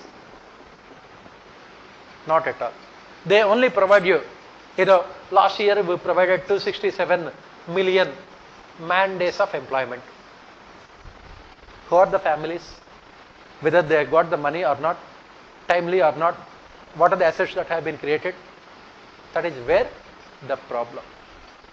Information collected by the government mostly pertains to outputs, but not to outcomes.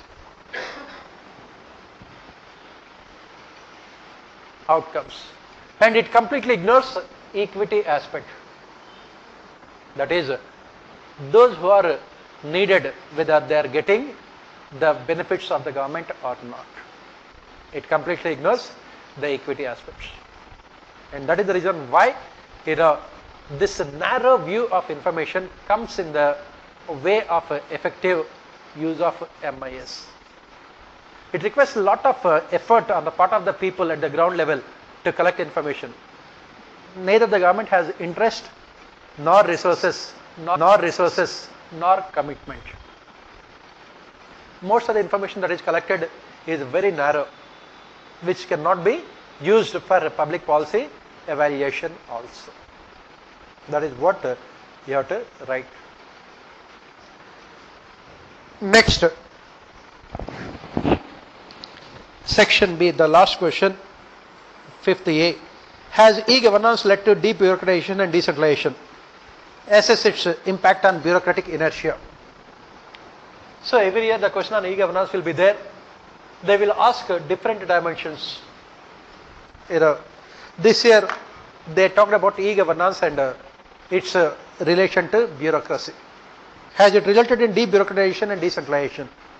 Obviously not. One of the criticisms of e-governance is that it resulted in re-centralization. It resulted in re-centralization. It should have resulted in decentralization, but ultimately resulted in re-centralization. Why? Before the advent of e-governance, people sitting in the central secretariat and state secretariats had no option but to give freedom to people who are sitting in the local cell governments, giving more powers to local cell governments because of absence of information before the advent of e-governance. Now with e-governance, what happened? Those who are sitting in state secretariat and central secretariats have complete access to what we call real-time, up-to-date information. So those who are sitting in central secretariat and state secretariat, they are taking all the decisions themselves, instead of giving the powers to people at the local level. Instead of giving powers to people at the local level. That is the reason why we say that e-governance is an obstacle in realizing the objectives of good governance. Good governance talks about decentralization, whereas e-governance has resulted in decentralization. Second, has it resulted in debureaucratization? Again, no. Why it has not resulted in debureaucratization?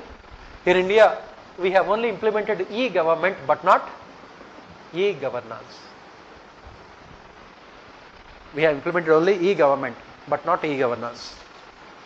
That means we have not changed the structures, bureaucratic structures. We have not removed unnecessary hierarchical levels within the government.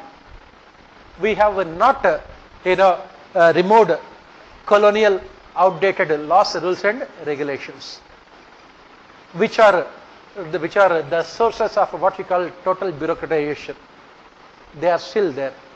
Even after the implementation of e-governance, as second ERC points out, there are 16 different hierarchical levels within the government. Bureaucratization is still a sad reality. That is the reason why India's ranking in global competitive index, ease of doing business index, in other indices is extremely poor. Why? Because we are still unable to shed colonial characteristics of our bureaucracy. It has not resulted in debureaucratization. And assess its impact on bureaucratic inertia. Still, there is a lot of bureaucratic inertia. What do I mean by bureaucratic inertia? Bureaucracy is still not willing to be proactive, dynamic and goal oriented. There is a complete inertia on the part of bureaucracy in terms of its performance. That is again the reason why you take whether it is regulatory administration or development administration or disaster management, what we can see is only bureaucratic inertia. You take the case of the recent flooding of all the cities. There is complete bureaucratic inertia. Simply bureaucracy was not proactive in anticipating the problems and coming out with solutions. E-governance or no e-governance, bureaucratic inertia is a sad reality of our administration. And after writing these things, you have to talk about the solutions. You say that for e-governance to be successful, apart from computerization, comprehensive reforms should be implemented in administration to make e-governance successful. What are the multidimensional reforms? All those things are there in our class notes. Next, development dynamics is marked by a dilemma. The concept of development has a built-in participatory orientation, but the practice of development has been inherently exclusionary. Discuss. Similar kind of question that we have answered earlier related to public policy. Maximum social gain is an attractive goal which is rarely found in practices. So, what are the questions is? When we talk about development, we say that development should always be participatory in nature. That is, stakeholders should be given an opportunity to participate in development process. How? In terms of policy formulation, in terms of implementation, and in terms of evaluation. Now, when can they participate? When can the stakeholders participate? When can they participate? They can participate only when they are aware about what is happening within the government. They can participate only when the political culture is based on cognitions. They can participate when they know about their rights. They can participate only when they know about they are literate. They know about the functioning of governments. These conditions are necessary for their participation, right? Stakeholders participation is possible only when these things are there. Now the question says that the concept of development has a built-in participatory orientation, but the practice of development has been inherently exclusionary. If you look at the practice of development in India, it has been inherently exclusionary. That means it does not involve stakeholder participation. In spite of all the reforms that we are talking about, you are talking about decentralization in the form of 73rd and 74th amendments. You are talking about citizen-centric governance in the form of citizen charters, social audits, public-private partnerships, right to information, e-governance. These are all the instruments that would allow stakeholder participation. Now what is happening is that none of these instruments have been successful. Why none of these instruments have been successful? For the simple reason that neither the political executive nor bureaucracy are committed to participation of stakeholders. Neither the political executive nor bureaucracy. If you look at all the schemes of the government, they are formulated by bureaucracy, implemented by bureaucracy, and evaluated by bureaucracy. Evaluated by, for example, the government has declared recently that the country had become ODF, open defecation free. All the districts in India have declared themselves. How this certification was, who gave this certification? District collectors.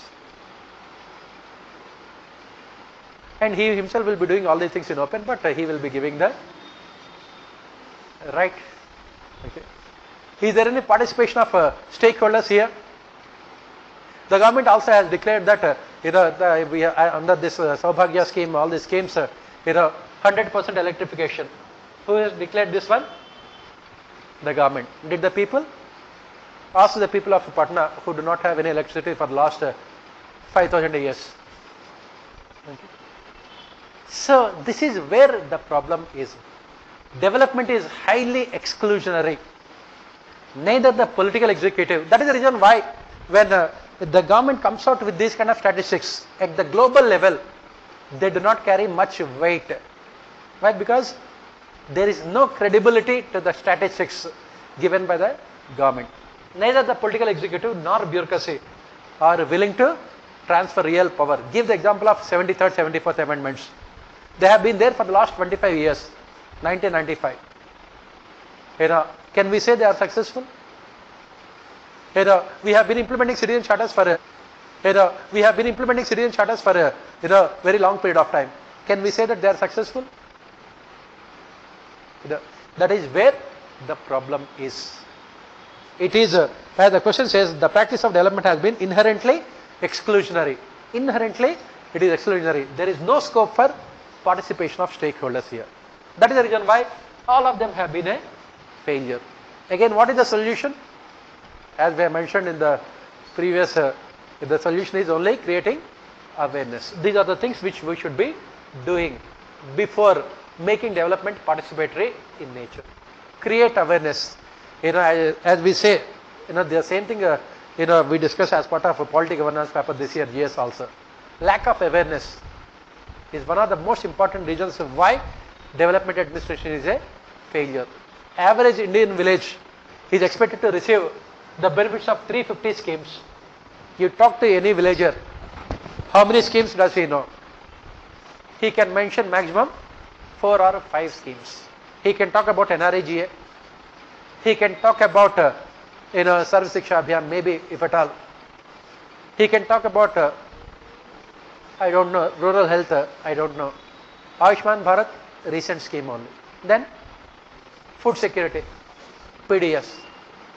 What about the remaining 345 schemes? That is when we talk about exclusionary inherently. Right?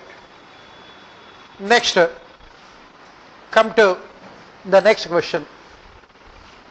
A more effective system of performance appraisal should acknowledge the subjective elements in it and be less obsessed with objective criteria. Elucidate. So the question says that performance appraisal, it says that it must acknowledge the subjective elements and is less obsessed with objective criteria. What is the difference between public organization and a private organization? In private organizations, performance appraisal can be objective in nature. For example, you are a production engineer working in the production department.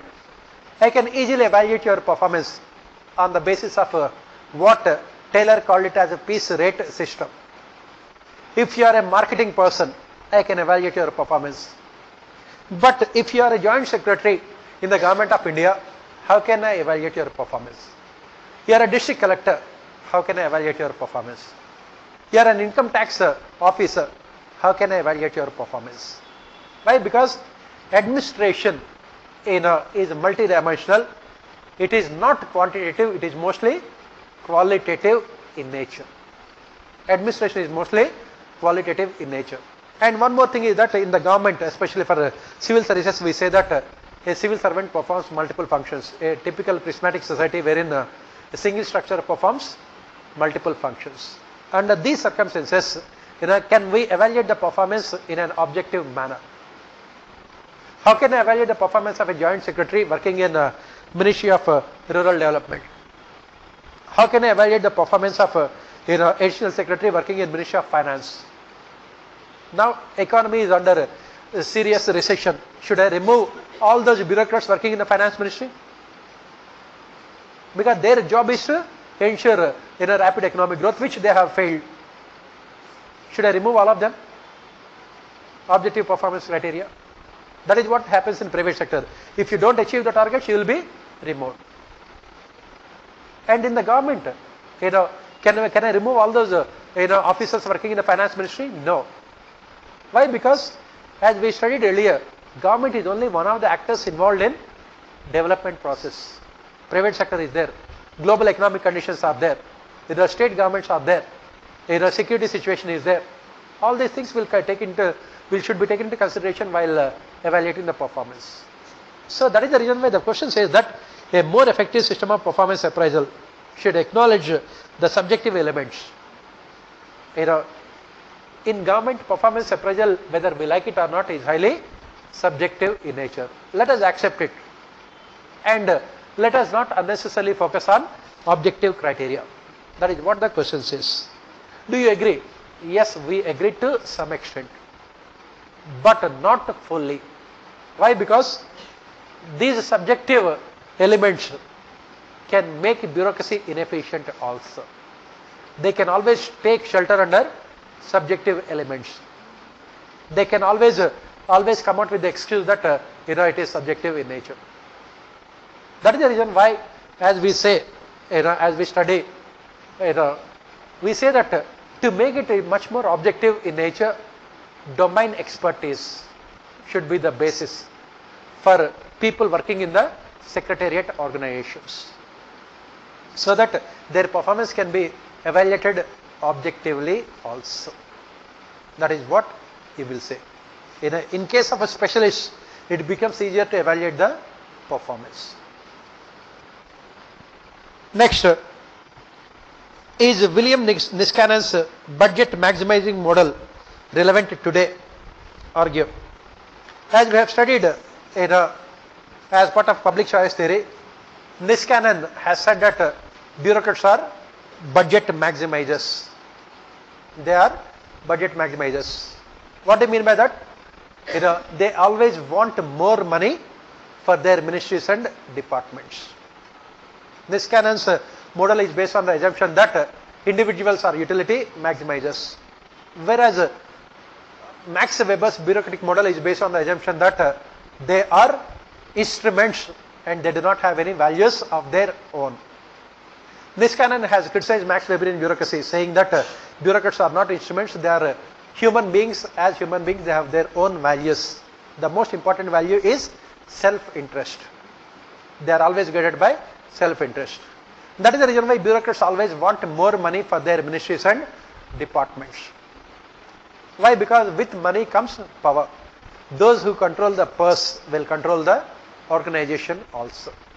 That is the reason why every bureaucrat, till now we have not seen any bureaucrat working in any ministry asking for less money, less demand for grants for their ministries. They always seek more demand for grants. But this model was criticized, saying that it might be true. Niskanen had come out with this model by observing the functioning of bureaucracy in the United States of America.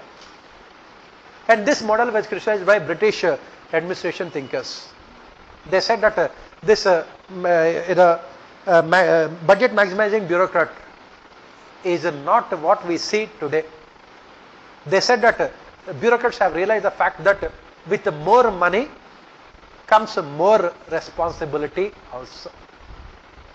Because if you are given more money, the government also expects you to come out with better performance also. You have to perform more number of functions also.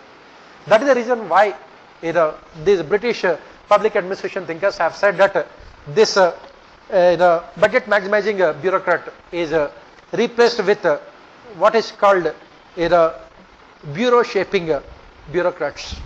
Those who do not want more responsibilities. Rationality demands that you don't want more responsibilities. Given a choice between, as we study in theories also, given a choice between work and pleasure or leisure, which one do you prefer? Rational human being. Given a choice between work and leisure, which one do you prefer?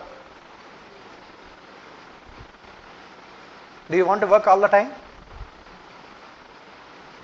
How many of you want to work all the time? I am talking about rational human beings. And that is what? Theory X. Right? Theory X. Now the assumption says that workers always prefer pleasure to work.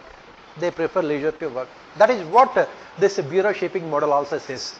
It says that nowadays present day bureaucrats, they do not want more money and they do not want more responsibilities that come with money. That is the reason why what they are doing is that they want to delegate more functions to subordinates. They want to delegate functions to private sector also. as part of NPM, that is what is happening. As part of new public management, that is what happening around the countries, in the bureaucracies around the countries in the world.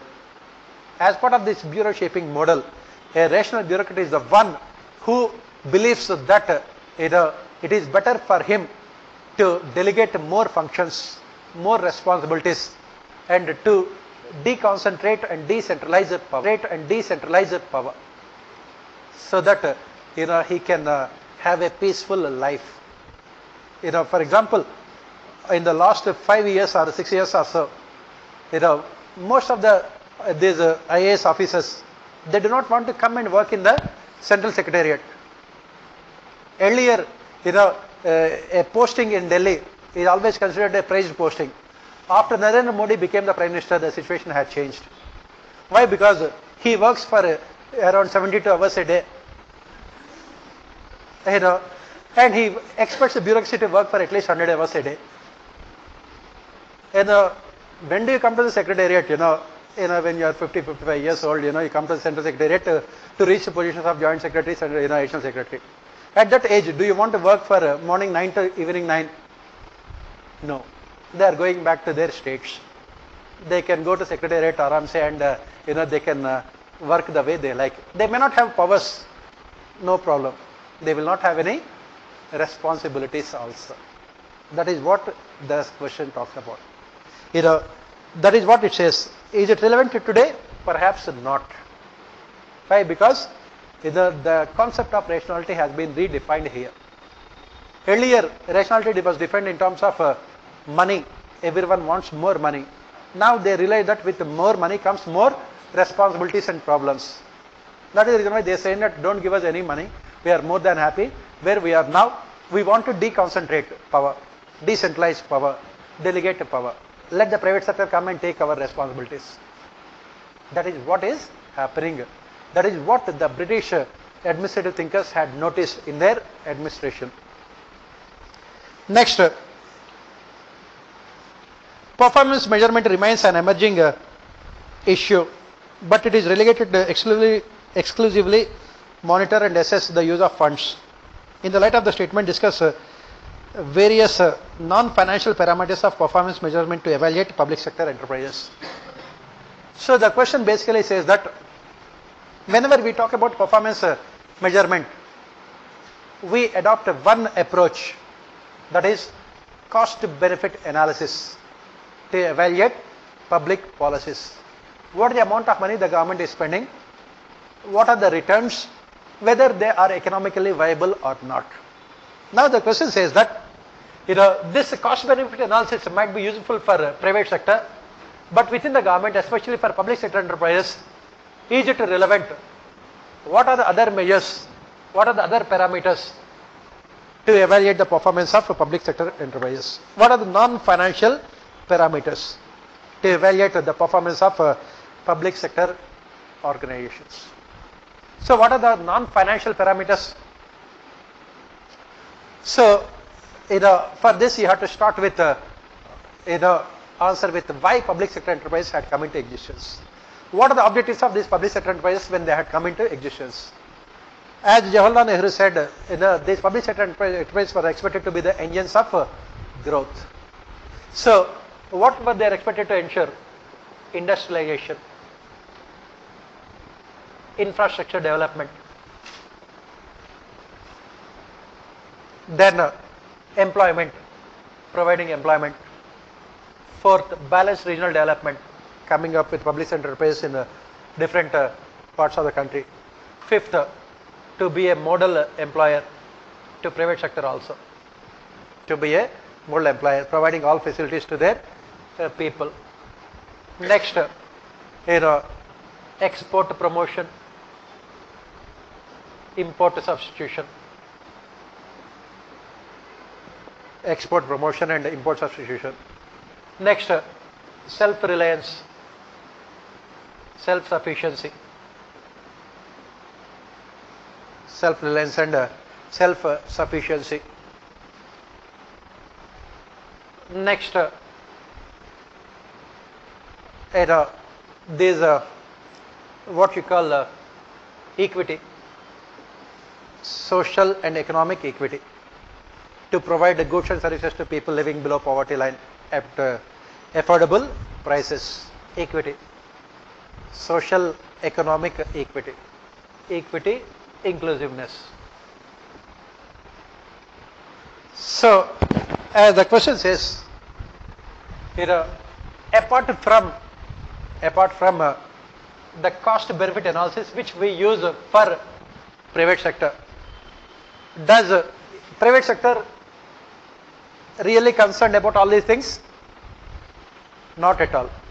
What Mukesh Ambani is concerned about is only profits. When it comes to public sector enterprise, we cannot evaluate public sector enterprise only in terms of profits they earn, because they have to perform multiple functions. Take the case of this Food Corporation of India. It buys food grains from farmers at the minimum support price fixed by the government, and sells it to the state governments again at a price fixed by the government under Food Security Act. Inevitably it will be incurring losses. Does it mean that it has become unviable? Obviously not. So while so these are the objectives which public sector enterprises are expected to realize. As part of your answer, you have to provide statistics related to all these things. I remember in our public sector enterprise classes discussion, I had given the performance where all these things are there, and then contributing to state exchequer in the form of taxes, contribution of public sector enterprise in the form of taxes and dividends. Then foreign exchange also. Foreign exchange also. All these are other criteria, non-economic criteria. Non-economic criteria. For example, give the example of industrialization. India could benefit out of globalization after 1991 only because of the fact that we focus more on industrialization, heavy and large scale enterprises. All these public sector enterprises have gained enormously because of globalization, because of the fact that the government had spent huge amounts of money on industrialization. Same in infrastructure development. You give all these things, coal, thermal power, telecommunications, you name it, you take any kind of infrastructure, physical infrastructure and social infrastructure, you can see the contribution of public sector enterprise. Similarly, take the case of employment. How many people are employed by public sector enterprises? Job-led growth. That is what we call job-led growth. Similarly, give the example of balanced regional development. Most of these public sector enterprises had come up in underdeveloped regions of the country, which ultimately led to realization of the objective of BRD. Give the example of again model employer. What kind of facilities that are provided by public sector enterprise, and then for all these things you can give the examples. This is what you have to write.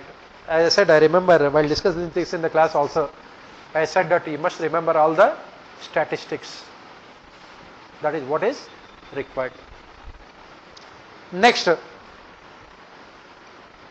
the imperatives of administrative ethics are necessarily an antidote to "I was only obeying the orders" argument by public official. Explain. So, why do we need ethics? Why do we need ethics for civil servants? Why do we need ethics for civil servants, public services? We have one full paper in general studies. Why do we need ethics? Why? Because whenever civil servants become inefficient and corrupt, the argument given by them is, "I am only obeying the orders of my superior," as part of hierarchy. Hierarchy. For example, in Germany during the Second World War, at that point of time, after the Second World War was over, one of those officials who were involved in this mass killing of a Jewish population. He was asked, why did you kill so many people? All this Jewish population were sent into gas chambers because killing them individually is a difficult task. So, this Nazi forces had come out with this idea. All of them were sent into gas chambers and they were killed. Mass murders took place. And he was asked, why did you do this? Don't you have any humanity, ethics? He said that I was just only obeying the orders of my superiors. I was just following the orders of my superiors. They have asked me to send all these people into gas chambers, I have sent them. That is it. And that is why we talk about ethics. Why? Because as we say, bureaucrats are not instruments. They are not instruments. Max Weber, he said that bureaucrats are instruments in the hands of political executive or their superiors. And they should not have any values. Value neutrality. As we studied in the class also, what does it mean by instrument? The pen in your hand is an instrument. It will write whatever you want it to write. Because it cannot think. Similarly, the gun in the hands of a policeman is also an instrument. If the superior comes and says that shoot at all those people, you have to do that. Why? Because I am obeying the orders of my superiors. And that is the reason why you must have ethics. You must have values. You must have values. Why? Because you are not an instrument. You are a human being. As a human being, you must always have values. You must be able to think. You must be able to decide, whether what you are doing is right or not. Instead of blindly following the orders of superiors. If that is the case, why should you be there? I can put a robot there in your place. Nowadays, with artificial intelligence, there is nothing that robots cannot do. Why do I put human beings there in administration? Because of the fact that they can think, and they must think, and they must take decisions on the basis of values. That is what the essence of administrative ethics. They must bring about changes. They must think on their own. They should not blindly follow the orders of their superiors. If your superior comes and asks you to sign on a file, which can result in corruption, you must stand up and say that I will not sign the file unless I am also given share. Right? That is the ethics that you must have. Okay? So this is what, don't write these things. I can see these things also in the answers written by you people, So that is why you require ethics. Next, discuss the major areas of change in the tax reforms of the post-liberalization era. How do you justify the importance of direct tax reforms in this context? Again, every year UPSC is asking questions which are purely should be asked in Indian economy. As part of financial administration, they are only asking questions which are part of general studies, only Indian economy. So what are the tax reforms that were implemented in the post-liberalization era? This is what we say. In tax reforms, you talk about direct taxes, indirect taxes. In direct taxes, what are the reforms that we have implemented? E-governance. We introduced e-governance. Tax department was the first department to introduce e-governance. Second, we reduced tax rates. Income tax rate was 97% in 1975. It has come down to 30%. We have reduced third, we expanded tax base. More number of people are brought under tax net. We expanded tax base. Fourth, we simplified tax procedures, so that individuals can also pay taxes online on their own without the help of auditors and everyone else. We simplified the tax base. When it comes to indirect taxes, maximum reforms were implemented in indirect taxes. What were the reforms implemented? We implemented, of course, we reduced the tax rates. These customs and excise duties, which are almost 300% before the reforms. Customs and excise duties, which were almost 300%, they were brought down to less than 10%. At par with the global standards also. At par with global standards. Next, we introduced service tax. The service tax was not there in the pre-liberalization era. Service tax. Then we introduced VAT. What we called it as MOD-VAT, modified value added tax. And then we have Sen VAT at the central level, and then state VAT also. At the state level, value added tax also. Sen VAT and state VAT. Then recently we introduced GST to realize the objectives of one country, one tax regime. To realize the objectives of one country, one tax regime. Now, people are talking about, now that we have implemented reforms in indirect taxes, people are talking about reforms in direct taxes also. DTC, direct tax code. People are talking about DTC, direct tax code. So that, there is certainty to tax rates. As the economic survey says, when can the country attract investment? One is a political stability, second one is policy certainty. Why should we look at every year budget with so much of anticipation? Whenever the budget is presented, 50% of population in the country would get heart attack because they will be thinking about taxes. No other country in the world budget is an event like what we have in India. Why? Because in the every year budget you keep on changing the tax rates. Now with the implementation of GST, budget has become almost what you call irrelevant as far as GST is concerned. Still, budget has become still relevant because of we have not implemented indirect tax reforms, DTC. If you implement this DTC, then budget would become totally irrelevant from the point of view of tax revenues. It will also give, recently, what did the government do? Government had reduced corporate taxes, right? One of the major reforms the government had introduced. Why? Because if you look at the corporate taxes in India, compare it with other countries around the world, especially our South Asian neighbors. In China, in places like Singapore and all these places, it is only 10% income tax. So why would the industries come and invest in our country when our corporate taxes are so high?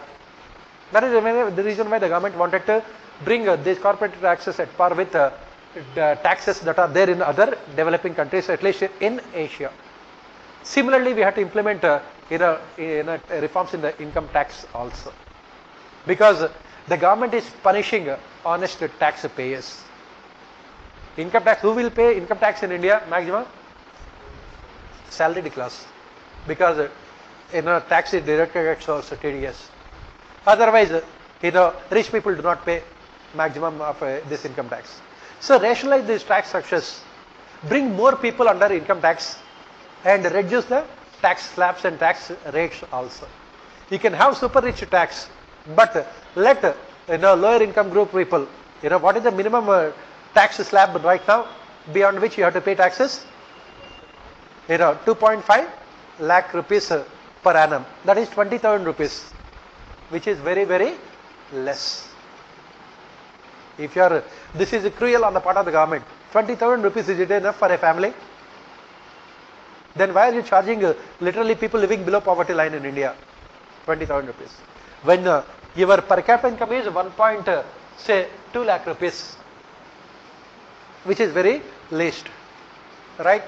So when you are charging 2.5 lakh rupees, if you are earning and the government says that pay 10% of your income as tax, which is wrong. It should be increased so that there will be more tax compliance also. Now what is happening is that since the tax rates are very high, especially for lower levels, people do not want to pay taxes. They want to try to evade taxes. That is the reason why what you can do is that forego some income at this some income at this point of time. Make it say 5 lakh rupees, so that most of the people will come under the tax net. Next year, if their incomes increase, automatically they will be paying taxes. Incomes will not be stagnant all the time. Bring more people under tax net by reducing the taxes, and then once their income increases, then automatically you can tax them. That is what economic rationality demands. But the government does not have this kind of I was the other day I was just listening to one of the discussions of on tax reforms by Subramanya Swamy. Subramanya Swamy has said that unfortunately in India we never had a finance minister who had a knowledge of economics. Forget about finance minister, even RBI governors also. And that is the reason why the management of economy, he called it as mismanagement of economy. Why? Because earlier our finance ministers were mostly lawyers, either Chidambaram or Arun Jaitley. So none of them are what you call truly economists, and RBI governors also. They were from finance background but not economics background. That is the major problem. Finance is only one part of economics. Economics is much bigger discipline, and that is the reason why they could never understand the economy. When you are penalizing people in the form of taxes, why would they pay it? That is the reason why India is one of those countries wherein these income tax collections are very less. So give some kind of incentives to the people to bring more people under tax net, to make sure that more people file their tax returns, reduce the tax rates, and increase the tax slabs also. That is what DTC talks about. The government talked about implementing DTC for a long period of time. It has not yet been implemented. That is what you will write. Next, come to the last question. In a society marked by social inequity and gender inequality, women self-help groups are bound to play a marginal role. Do you agree? Give reasons for your answer. A very easy question. Right. Why self-help groups in India are not as effective as they should be? We discussed in the class all the reasons. Social and cultural factors. In India, we find these self-help groups playing a very significant role only in some pockets of the country. That is, in these southern parts of the country.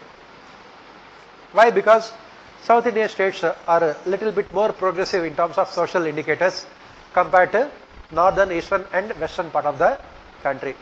In northeastern, western and central part of the country, self-help groups are not at all significant because of social cultural factors. Why? Because patriarchal societies, male dominated societies, wherein it is believed that women going out and working means it is an affront to their family prestige and honor. Women should always live inside the four walls of the house. They should not go out. Family prestige and honor is associated with women. If they are going out and working means they do not mind dying of hunger, but they would not let women go out and work. That is where the problem. Next problem, as we say, is security. There is no security because of this sexual violence committed against women repeatedly, male dominated societies. Third problem is lack of awareness among the women.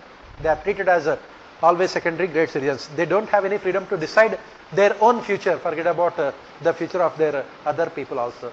Neither marriage nor family, anything else, they don't have any freedom. Where is the question of other kinds of freedom? Next problem, as we said, is illiteracy and backwardness. all these problems had come in the way.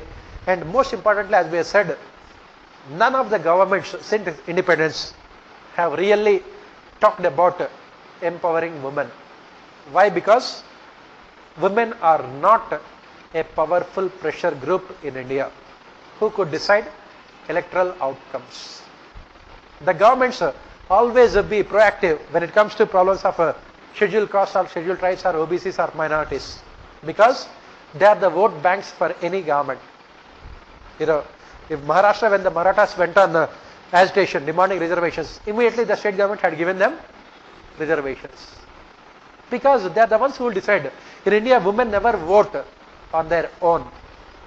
Their voting behavior is always influenced by the male members of the family, because of which this self-help group movement has not at all been successful. In the class we talked about so many reasons also. You have to write all of them and come out with solutions also. Next, in the era of increasing stress on productivity work, work study provides the road ahead for administration. Identify the positive attributes of work study in the light of this statement. Whether it is a public sector or a private sector, the focus is always on efficiency and productivity. You want to maximize efficiency. In private sector organizations, we say that this efficiency is measured in terms of profits. In the government, in terms of welfare. That is the reason why the bureaucrats are given targets to be achieved. You are a district collector, you must provide this number of people employment under NREGA. You must distribute this number of houses under Prime Minister Awas Yojana. You must provide this number of people benefits under Ayushman Bharat. Productivity is what really matters. Now, how to increase this productivity? That is what we say. This can be done with the help of what is called work study. Who is this originator of this work study concept? Who talked about work study? It was Frederick Taylor. Taylor talked about work study in industrial organizations at the lowest level. Okay. But what we say is that the same work study can be applied to government also to increase the productivity. For example, through work study only we will come to know about how many hierarchical levels are there in the government and how many veto powers are there. How much amount of veto power enjoyed by people, how much amount of veto power enjoyed by people. Through work study we will come to know how much time taken by a person to give his judgment on a file before him, movement of files. Through work study we will know what is the nature of the work performed by a person in a particular position. For example, joint secretary in the government working in a central secretariat. Through work study we will know what is the work performed by that person. Similarly, through work study only we will know the difficulties faced by the people in that particular position. Through work study only we will also know the difficulties. This work study helps. That is the reason why we have regular inspections. We have regular inspections in the organizations. That is the reason why we have O&M divisions within the ministries and departments. Organization and methods, O&M divisions. And that is the reason why we have a department of administrative reforms which conducts extensive research regarding work study in other countries around the world, so that their best practices can be implemented in India also. Through work study we will know about our strengths, our weaknesses. Through the work study we will know about the problems of people at each and every level in the hierarchy. Through work study we will know about the red tapeism within the government. Through work study we will know about how many bureaucratic structures have become irrelevant in the age of e-governance, through work study also we will know whether our bureaucrats are efficient or not. And this will help us to come out with solutions in the form of reforms to improve their productivity. So everything depends on work study at the end of the day. And this work study also helps us to ensure better recruitment also, position classification, to ensure better recruitment within the organizations. It will also help us to give them proper training also. Next, last question. In the absence of a merit-based, fair and objective civil services, a more partisan and corrupt government will emerge. Is the statement justified? Give reasons. Obviously, it is justified. In the absence of a merit-based, fair and objective civil services. Why do we say that? What is the alternative? Merit-based recruitment in an objective. What is the alternative? You have? What is the alternative?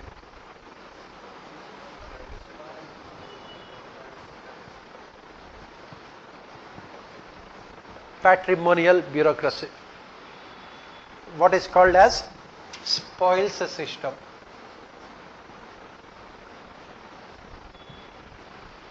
And what happens in spoils system? How people are recruited in a spoils system? On the basis of their proximity to the chief executive. And they stay in the positions of power as long as they enjoy the confidence of the leader. They are accountable to the leader only, which results in corruption, misuse of power, abuse of authority, nepotism, favoritism. Why? Because their promotions, transfers, postings, everything depends on their proximity to the chief executive. That is the reason why we require merit-based, fair and objective civil services. As we study in Fredericks also, what is the problem with a prismatic society like India? Recruitment is fair and objective, but the problem is that after recruitment, each and every aspect of their career is in the hands of political executive, which has resulted in what Ricks called it as neo-patrimonial bureaucracy, prismatic Sala model. We have a politicization of civil services. What is the criteria to reach top level positions within the government? What is the criteria to reach top level positions within the government, whether it is state or central governments?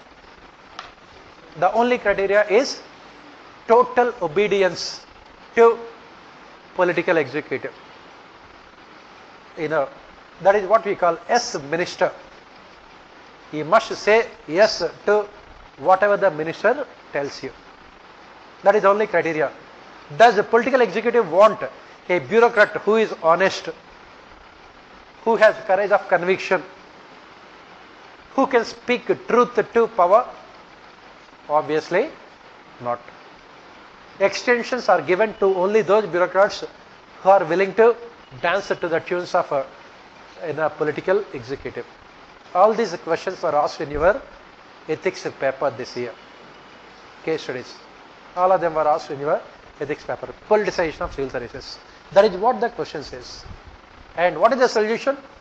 The solution is right from recruitment to retirement, everything should be depoliticized to ensure impartial, unbiased, rational bureaucracy. That is what we study as part of civil services reforms. So this is the question paper. As you can see here, if you understand the questions, not at all difficult. It does not require. Did we talk about a single thinker except a few thinkers, not at all. It requires practical and analytical knowledge of public administration rather than theoretical and conceptual. And of course, it requires your ability to interlink Indian administration to paper 1. In almost all the questions, as you can see, public policy, development administration, financial administration, personal administration, everything is linked to Indian administration only. So this is about paper 1. Day after tomorrow, that is on 9th, 11 o'clock, we will be discussing Indian administration paper. Tomorrow is a holiday, I think Dashara is there. So you can celebrate and come back. How many of you have written mains this year? Anyone? Yeah. Okay. So anyway, this is what this year's paper 1. Day after tomorrow we will discuss Indian administration. Right.